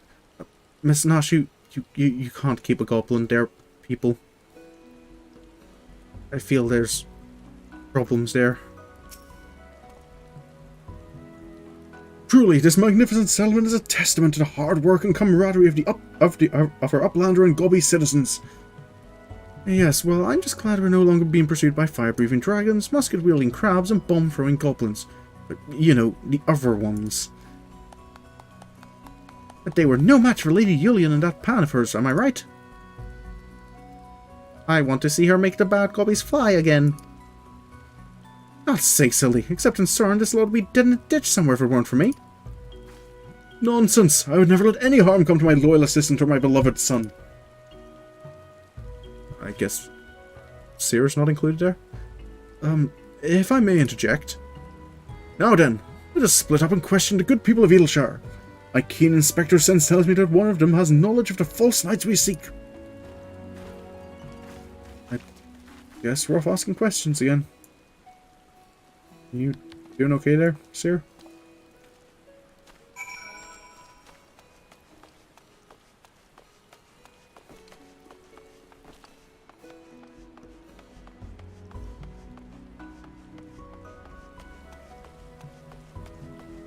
Well, guess nothing for it but just to mouse around.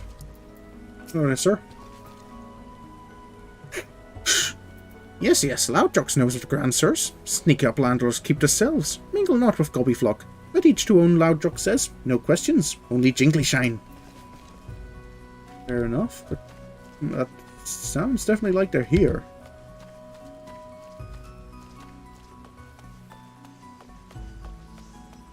Excuse me, ma'am.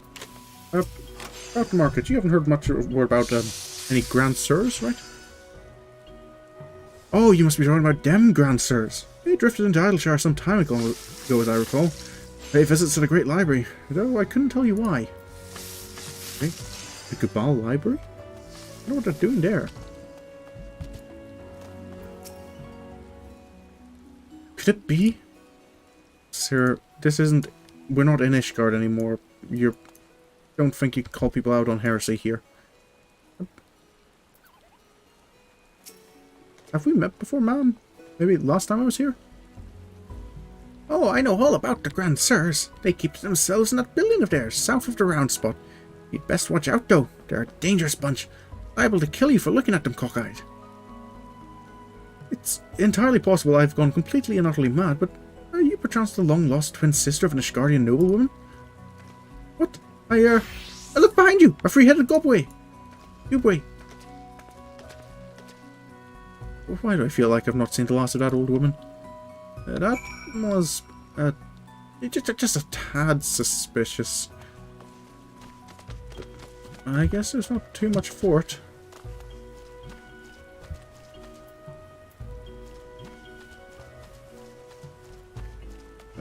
Miss Julian? Sorry looking city of vagabonds, cutthroats and charlatans I've never seen. Don't you fall in with them here? I won't, ma'am. No worries. Maybe shouldn't mention I come from Limsa. As far as I know, their reputation isn't too much better.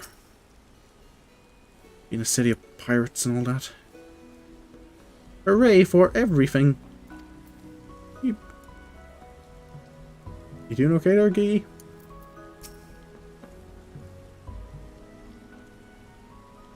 At least the journey seems to have gotten his mind off the gazebo.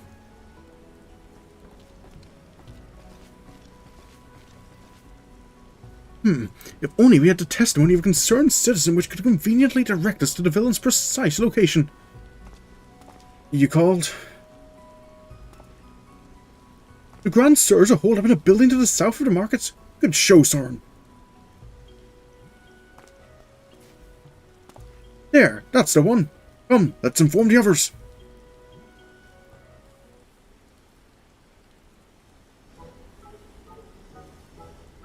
Right.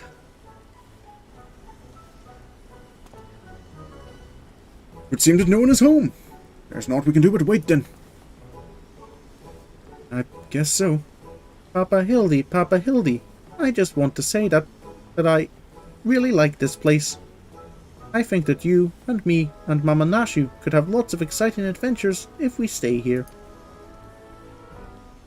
You may be right, Gigi. This community seems to have fostered an enlightened, free society, welcoming of honest souls willing to work and contribute to the greater whole.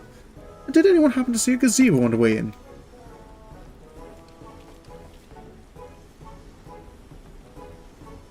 As I live in Hildibrand, Heliodor, Maximilian Manderville.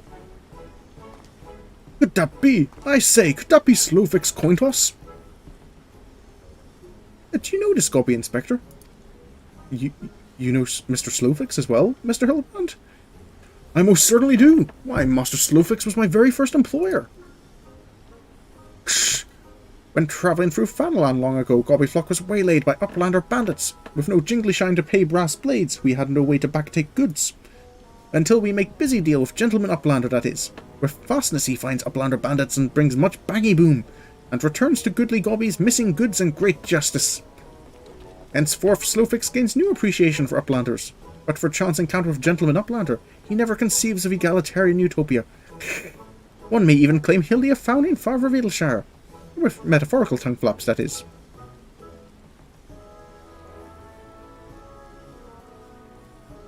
So I suppose... Bangy boom, that means... Mr. Hildebrand doesn't need Nashi to... cause explosions. Ha ha ha! Oh, the memories! It was a near thing, for the bandits were clever enough to see through my ingenious disguise as an innocent milkmaid. But in my haste to escape, I tripped over a barrel of fire sand, and, as they say, boom gobby doom! Cor, no busy deals for the wicked! No busy deals indeed. But leaving that delightful anecdote aside, ye gods, Master Slowfix, just looking at what you and your flock have made of these ruins is making me big eyes. Ksh! Gobby flock has come a long way since wandering days, but we have not forgotten gentleman Uplander's kindness. Slowfix is here to offer hand-lending. Well, far be it from me to refuse.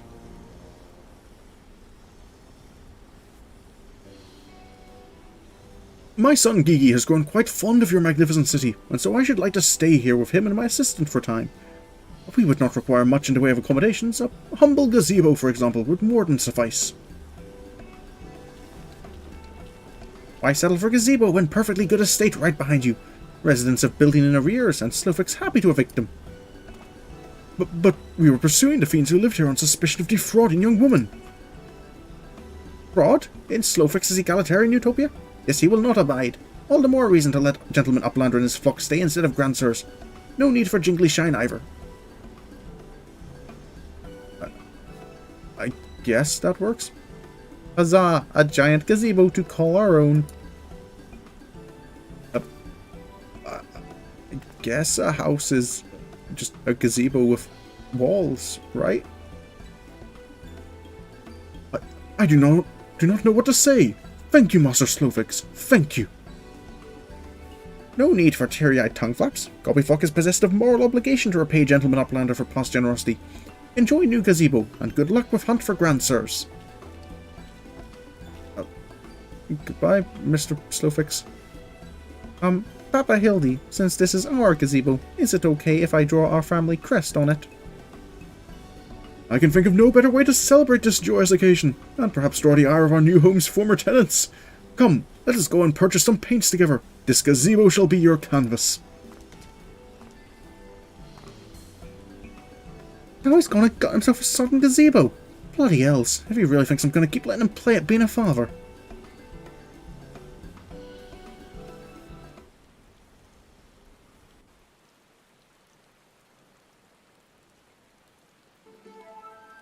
Well, I'm starting to feel like I should have brought an umbrella or something with me.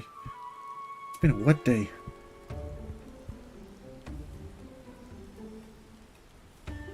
Well, off to work, Gigi. Let's see what you can do. We'll keep an eye out for these grandsires.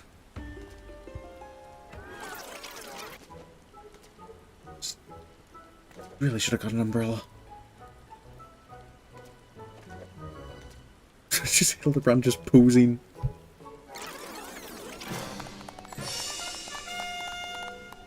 Nice job, Gigi.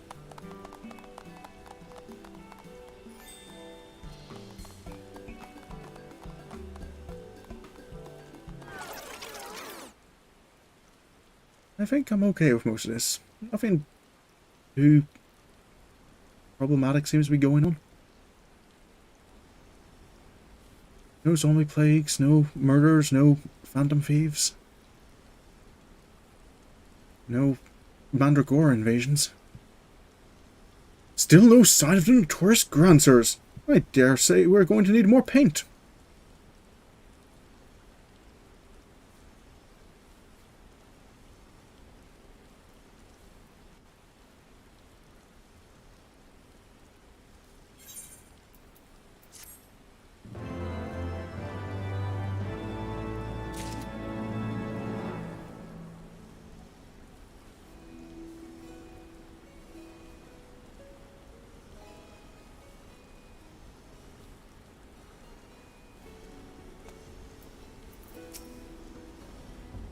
How do you like my family crest? Oh, maybe I should have also painted Grandpapa Godbert and Milady Julian. That old woman must have fallen to save Mishgard. She's involved in this, that much is clear. The question is, how? You think they're one and the same then? Suppose that's quite probable. Who was acting? Oh. more than a little suspicious. Even supposing I were to turn a blind eye to his shenanigans, this is no place to raise a child. It's not too bad once you get... maybe don't argue with her. That's right. Kiki's so talented, just like her grandpapa. I mean, given he only woke up a few days ago, yeah.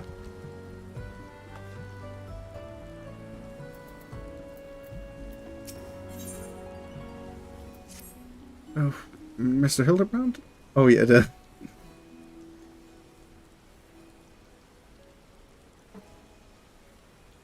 Heavensward Hildibrand quests are a weird kind of wholesome, if that makes sense. Much as it pains me to admit it, a gentleman's stamina is not without limits. I dare say I could do with a spot of tea. Hey, Inspector, is it just me, or have those two been looking at us for the past few minutes? That's not suspicious at all.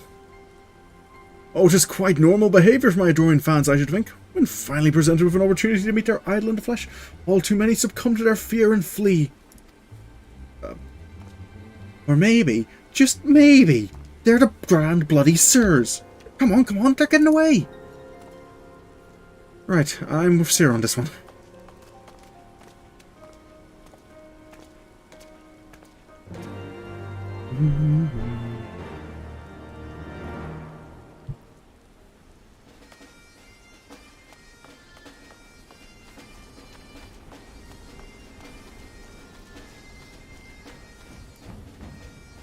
Let's go, Cygnus.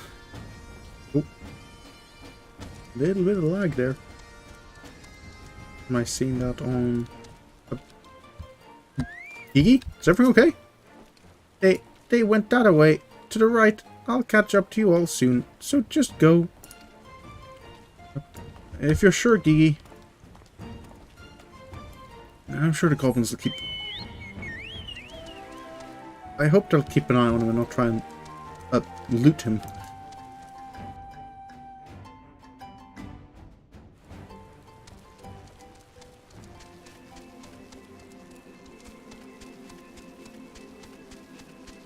Oh, there you are. Sarah, is everything okay? Hurry, take me. I haven't run like that since Sir Sharibert chased me up and down the steps of faith brandishing a flaming... wait, where's Geeky? Sir Sharibert? Sarah knows Sir Sharibert? That's... suppose he has been...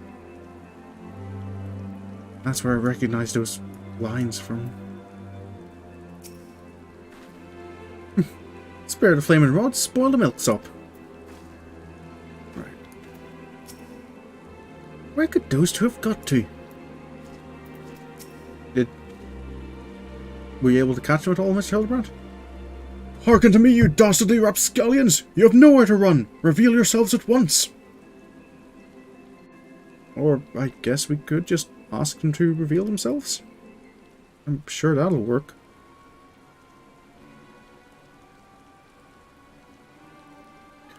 I shall not ask you again! Come forth, grand sirs! Name yourselves and answer for your misdeeds!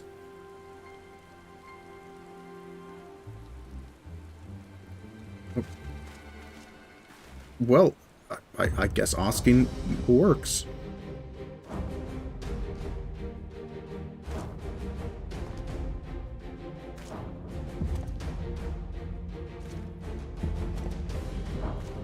These are the grand sirs. Slayer of 1,000 worms, the silver spear which have pierced the very heavens, Orland! Master of magics ancient and awesome, the divine hand which have defeated all maladies save senescence and incontinence, Goonspart! Grand Sirs, Excelsior! I don't know whether to laugh or to cry.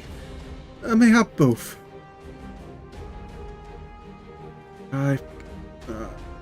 Yeah, I think I'm in the same boat.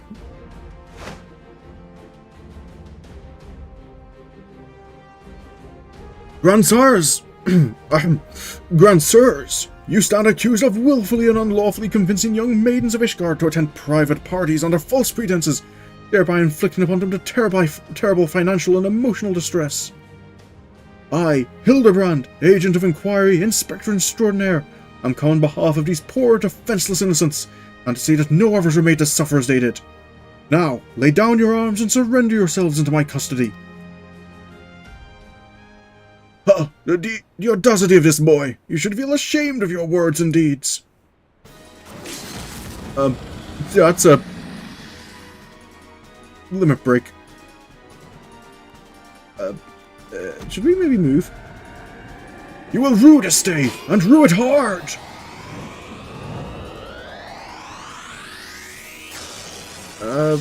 We should maybe move.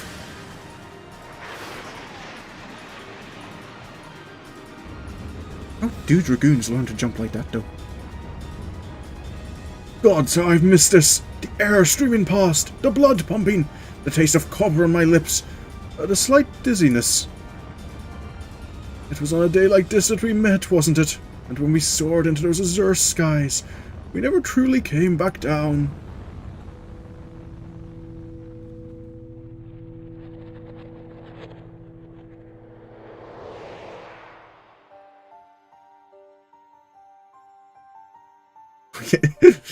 Limit break 4. Do mine eyes deceive? Pigsney of my heart, descended from Halune's halls to guide me to her bosom.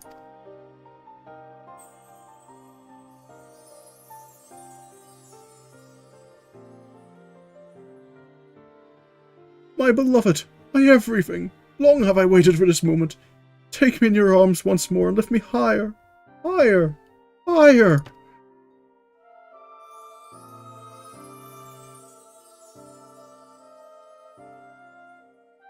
Higher, higher, higher.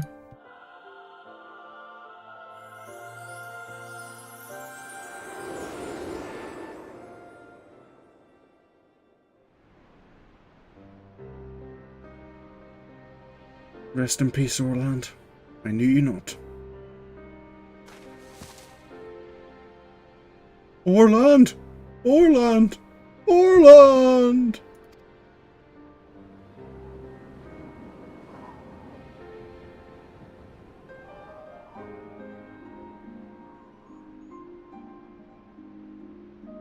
I don't know quite how I expected that to go, but I don't think it was this. Alas, poor Orland. I knew him not in the slightest, but he seemed a decent man. Chicanery and attempted murder notwithstanding. I do suppose he did just try to kill us. You will rue this day, and rue it hard!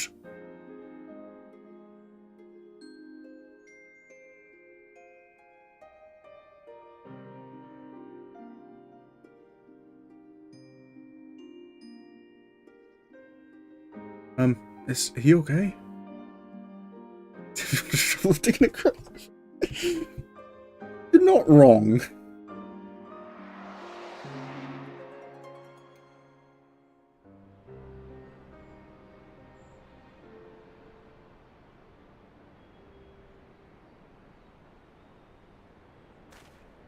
Wait, I've seen this before. All too recently. Yes, anyway, he's only mostly dead. If the Master of Magic's ancient and awesome here acts with all haste, the man may yet be saved. That's right. It should be recent after the resurrection spell should... Sir? Sir Gunsport?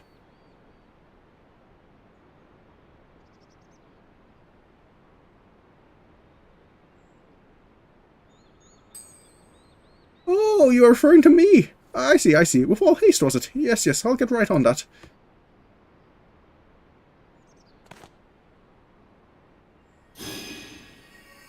O mournful voice of creation, send unto me a creature of the abyss, my fraught command, that I may smite...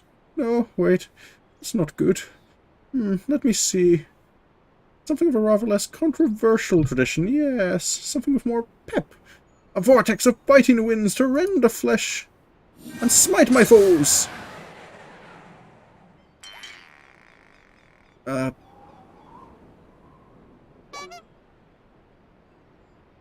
Foes? I thought you were friends!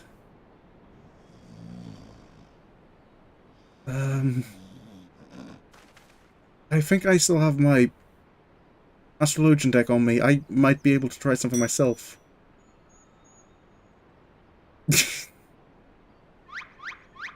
Oh, wait. That actually worked? Saint Renette, bugger me with a bleeding gay bulg. I back. Would seem I've underestimated you lot. That makes 2 of us?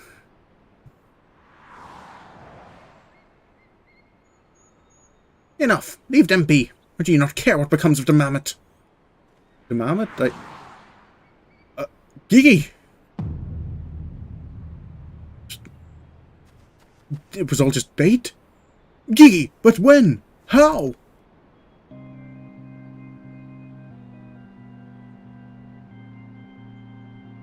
Well, Sid was right about her being suspicious. I thought I recognized you. First Nishgard, then Needleshire. You've been following us since we left the capital.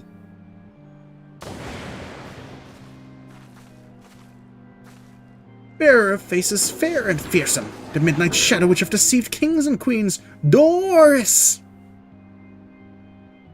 You can't possibly have been so naive to think we'd not see through your ridiculous disguises. And yet here you are, so effortlessly and easily lured into our trap, for which we are most grateful, mind. My companions are hardly cut out for life on the road. All has been in preparation for this moment. The parties, the petty schemes. From the first, the objective of this grand design has been the singular mallet. Wait, Gigi's the... I swear to you, if you harm Gigi in any way... We have no desire to hurt the boy. We but require his help to reclaim that which is rightfully ours. Our youth. Wait, that's a bomb.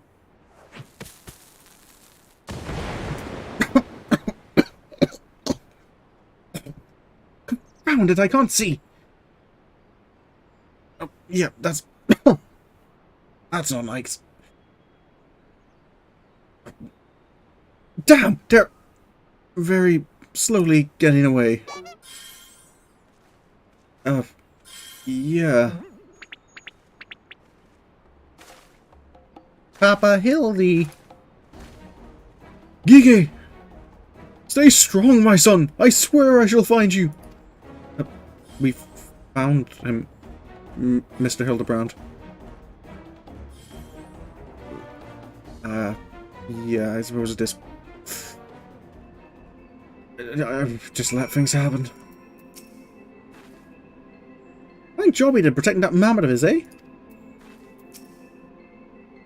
Do you think they're headed for the old mill? If not, can we go anyway? I haven't had cider in ages.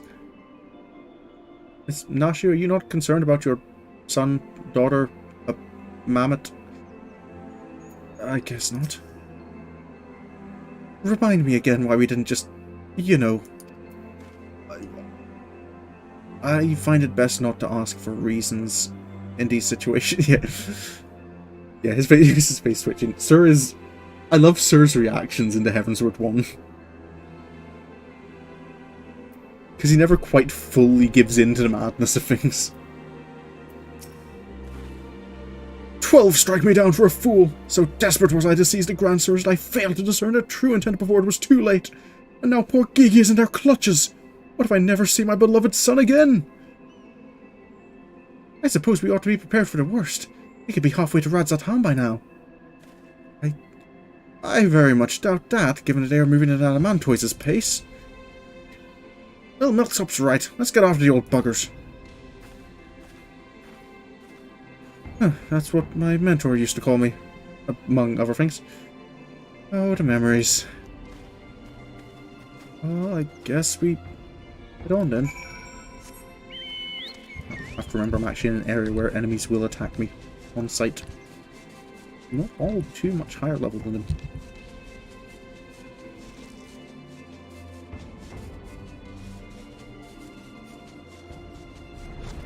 There they are. We haven't been noticed yet. We mustn't act rashly. If they realize that we are being watched, they may attempt to flee again. Very slowly. Think he's sleeping or just resting his eyes? I can't tell from here. Mr. Hildibrand, do you have a plan? So, it seems the Grand Sirs have been caught once more by the very inspector that was trying to catch them. I would hope so. That's kind of your job. How ironic. Also, how premature. We have them, yes, but they still have Gigi. But if only some manner of opportunity would present itself.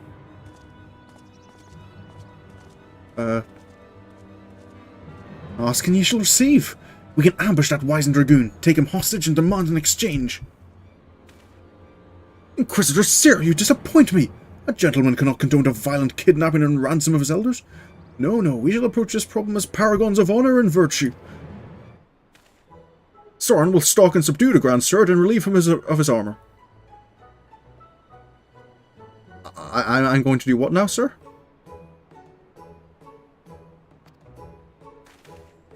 How is stripping an old man naked more gentlemanly than taking him hostage?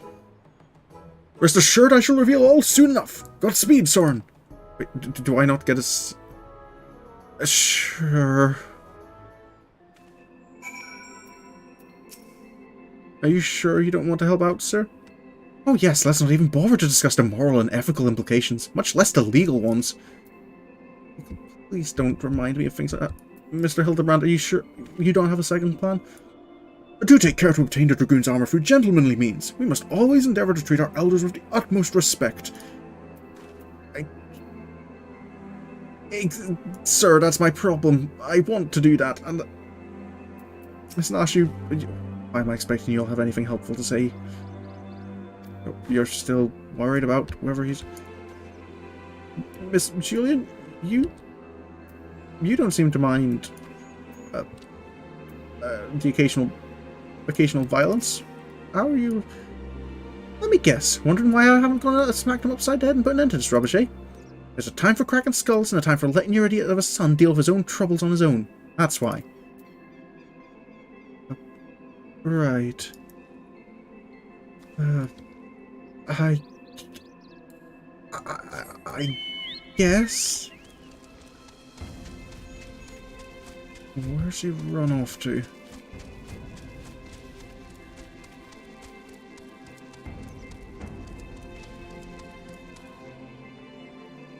There's bears and... I really want to fight him. How do I... I suppose the most gentlemanly way is just to ask, right? Excuse me, Mr. Orland, was it? Oh, I knew you'd... wait, who are you again? Something awfully familiar about those muscular forearms, those strong yet tender-looking fingers. I say, would you be so kind as to massage my shoulders, young man? There's this lingering ache, this tension to the goonspot can't seem to soothe with his magics. I guess, sir? I might need you to take off your armor, though. It's a bit hard to massage through metal. I guess this is a... Can't think of... I guess this works. Remove my breastplate. Oh, of course. How silly of me. Pray lend me a hand with the straps. Of course, sir.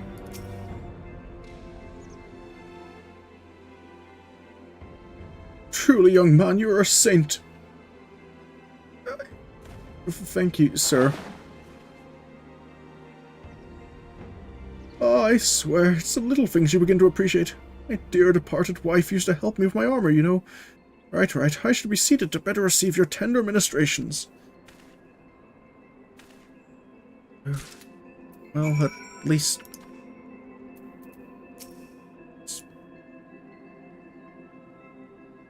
Could be Inspector Hildibrand asking me to oil him up again. Ah, the healing tingle. Would that I had a tincture of salamander of which to treat these aches. My little pixie used to spread some on my chest and under my nose to help me sleep through the night. Please don't bring up salamander oil, Mr. Orland. Come, do not be shy. Work those soothing fingers into each and every knot. Slowly. Make me forget my troubles. Okay, sir.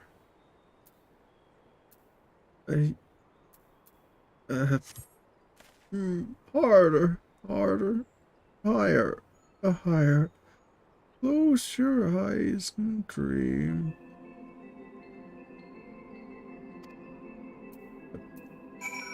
Mr. Orland? The old dragoon's soft snoring suddenly stops, and you begin to fear you may have borne witness to his final moments. Leaning closer, you extend a hesitant finger, only to stop short when a sudden spasm signals the resumption of his laboured breathing. Well, I just need to borrow those shoes of yours, sir. Oh, I hate this. When I saw Nash in the marketplace, I should have just pretended I saw nothing. With the utmost care, you remove Orland's sabatons and breeches, leaving the sleeping old man exposed to the elements, and at the mercy of the nearby ravenous bears and tentacled moorballs. May he rest in peace.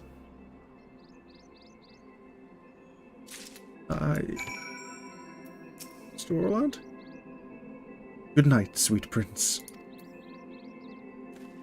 I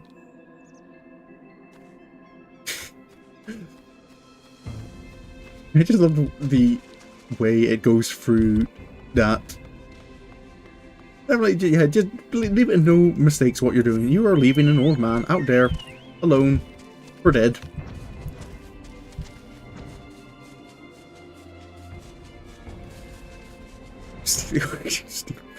Don't say that. Don't label Sorin like that. Sari is just as guilty. Oh, still.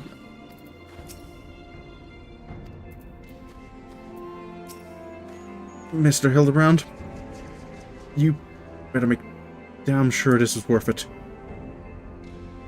I've sacrificed far too much in the last 5 minutes. Oh, my stalwart assistant! By your return, I gather you have taken care of the dragoon. And by taking care, I mean afford him all due courtesy as befitting a man of his years, whilst returning with the equipment I require.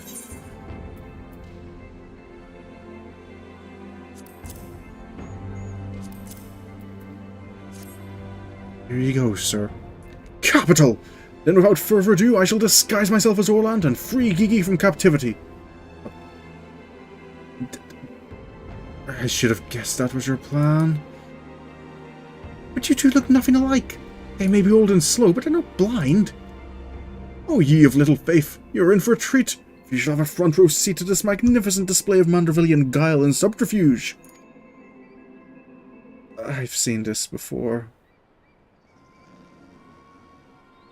I mean, at least it's not a summer dress he's going to be wearing this time. Hey, is it time for dinner yet? We just ate, you daft bugger. And where the hell's his Orland? I know he's got to take a piss every hour, but damn it, he'd at least be quick about it.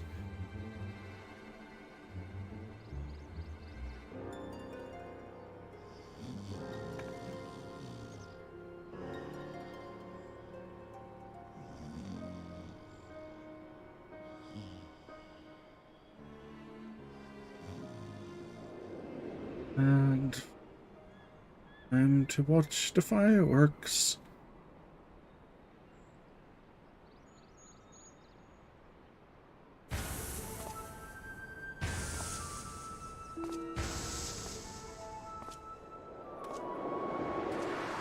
Yep, I guess that was about all the effort we'd see. Greetings, fellow antediluvians. I have returned.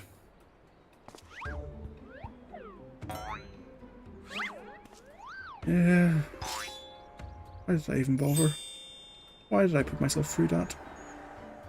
Why did I put Mr. Orland through that? Oh, bollocks.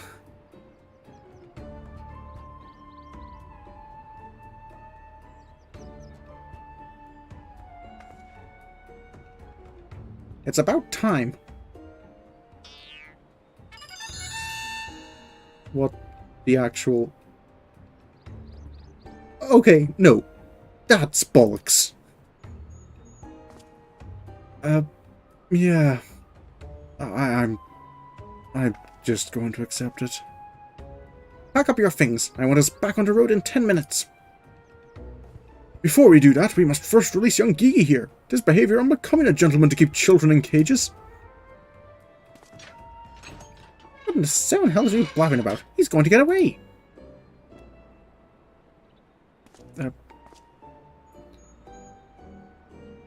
No, he will not. See? Still here, within my care. Right then, on a completely unrelated note, I shall now take the boy with me on a brief sojourn into the wilderness. Hurry, take me, it's working. He's about to walk out of there with Gigi, and they won't even try to stop him. So far, so good. I'm not holding my breath. Yep. Here comes the complication. Oh, I'm cold, and there are morbals after me. Mr. Orland?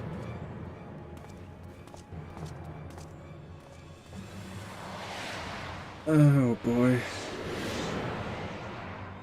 Should I be ready to intervene?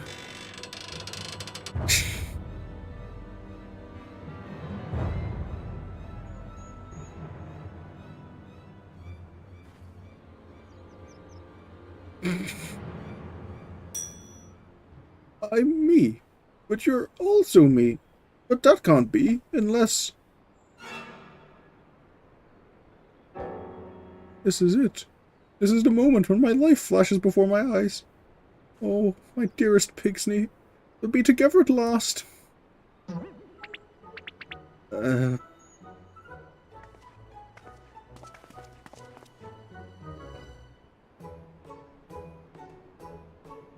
When all this is over, Sarah, do you want to go grab a drink somewhere? I feel I could use one. Or several.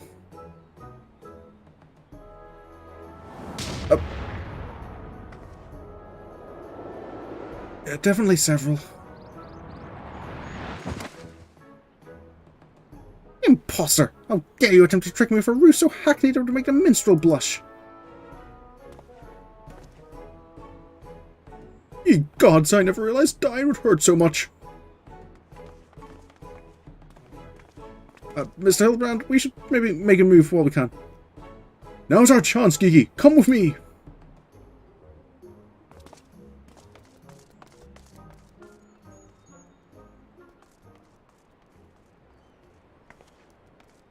Vivi, wait! Vivi? My son, what's gotten into you? Vivi, where have I heard that name before? Remember who you are, Vivi. What you are. A creation of the great Charlian Archmagus Quan. Quan.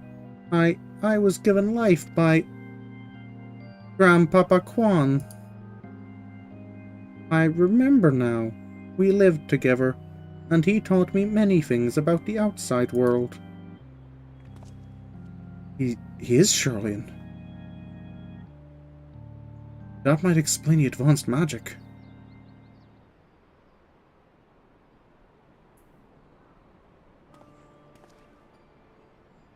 But what exactly do you remember, my son? Everything. Yes, everything. I remember that Grandpapa Quan created me, that he took care of me, raised me, and that we were very happy. But then he abandoned me. Grandpapa Quan abandoned me. He believed you were flawed, Vivi, that you lacked the power to turn back the hands of time and make him young again. And so, in his ignorance, he cast you out and died, all alone.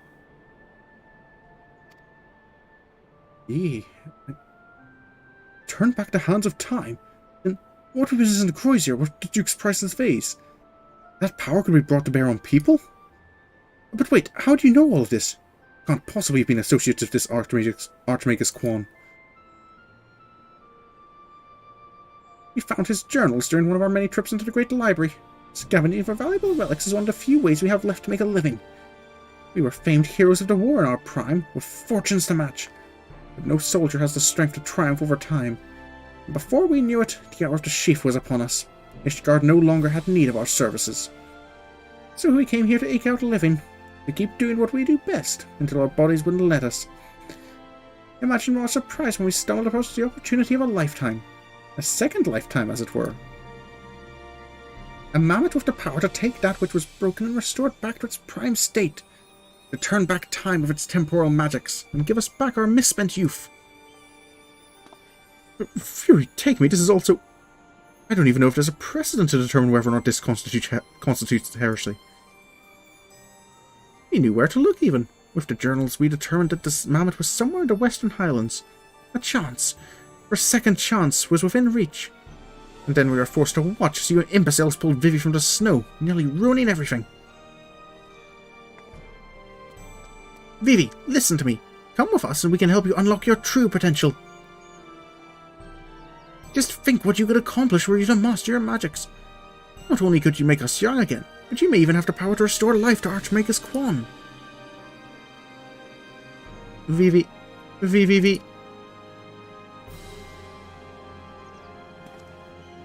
Impossible. No magic can truly return the dead to us. At best you can animate a corpse. And I need not review the precepts to declare that the products of necromancy are abominations in the eye of the Fury.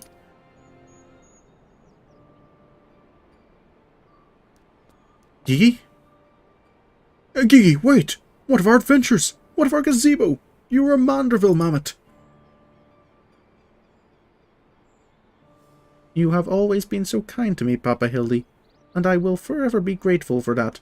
But Grandpapa Quan made me. He made me, and I miss him. So even if it fails, I have to try. Eee. What are you doing? They're getting away. We have to stop them. Mayhap we must respect Gigi's decision. Mr. Hildibrand? So that's the end of that chapter, eh? You giving up and coming back home? I too made a decision long ago to become a travelling inspector, and I've ever stood by it. Mayhap it is from this singular stubbornness of mine that Gigi took inspiration. Nay, I cannot abide it. He is my flesh and blood, my son. I dare not let him use his temporal magics to pervert the natural order. Aye, it falls to me, his father, to ensure that Gigi keeps to the righteous path and only utilizes traditional methods of zombification to raise the dead. I guess we're letting that slide? Inquisitor Seer, I must applaud your dedication to your work, and cannot thank you enough for all you've done on our behalf. Yet I fear if we continue as we are, Gigi may be driven to rash action. Therefore, I would ask that you suspend your pursuit of the Grand Sirs for a time, that I might be afforded the opportunity to convince my son to return peacefully. Well, seeing as how we can only guess at the full extent of Gigi's powers, it might prove dangerous to act aggressively should he choose to use them. I knew you would understand. Right then, there's no time to waste. Nashu, let us retire to our new gazebo and discuss our plans.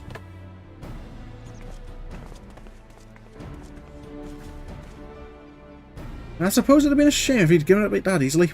And that means I'll have to stick around even longer. On the other hand, if that bloody mammoth's really got the power to make him young again, then... Mrs. Mandeville?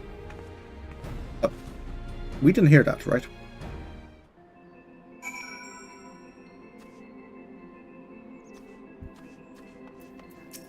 Oh, bye, Mooney. I'll probably finish up after this quest anyway. It's half an hour past the time I was supposed to finish. Oh, yeah. I kind of forgot that Heaven's Wood is like significantly shorter than the A Realm Reborn sometimes when it comes to Hildibrand. I said I'd suspend my pursuit, and I will, but that doesn't mean I won't continue my investigation into that mammoth and his powers. In Ishgard. Okay, sir. Maybe I should check in on him, make sure he's doing okay.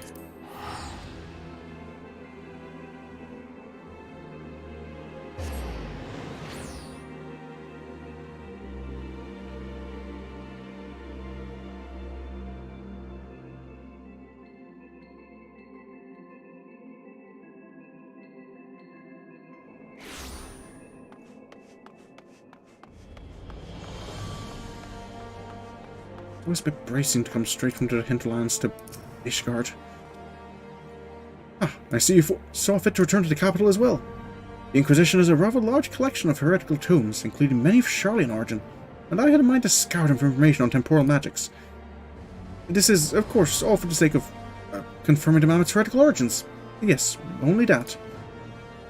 Who are you trying to convince here, sir? Why are you looking at me like that, as if to imply that my interest in these matters is more than a professional one? I'm sure I don't know what you're not talking about. Thank you, Sorin. That will be all. Well, let me know if you find anything, sir.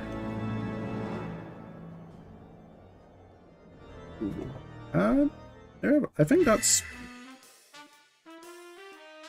like 3 of the 4 chapters for Heavensward Hildibrand finished. Which means next Final Fantasy stream is likely to be to finish up Hildibrand. Which will mean starting the Scholastica quests.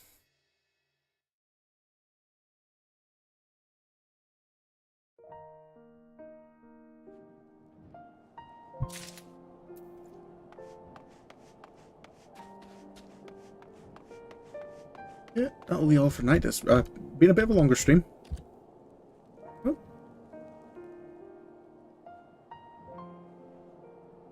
Well, thanks for coming by and watching, and I hope you've enjoyed. Should be back on Saturday evening with Celeste again, after missing last week. And then it'll be Final Fantasy again on Wednesday. Or possibly Monday. I am considering adding Monday evenings to my streaming schedule. So that'll be Final Fantasy again. So it'll be Mondays, Wednesdays, Fridays would be Final Fantasy. Saturdays would be Celeste for now. But I haven't quite made a decision on that, so I'll probably try and have that decision made by tomorrow so I can mention it during the stream. But otherwise, thanks for stopping by, and I hope you've enjoyed. And I'll see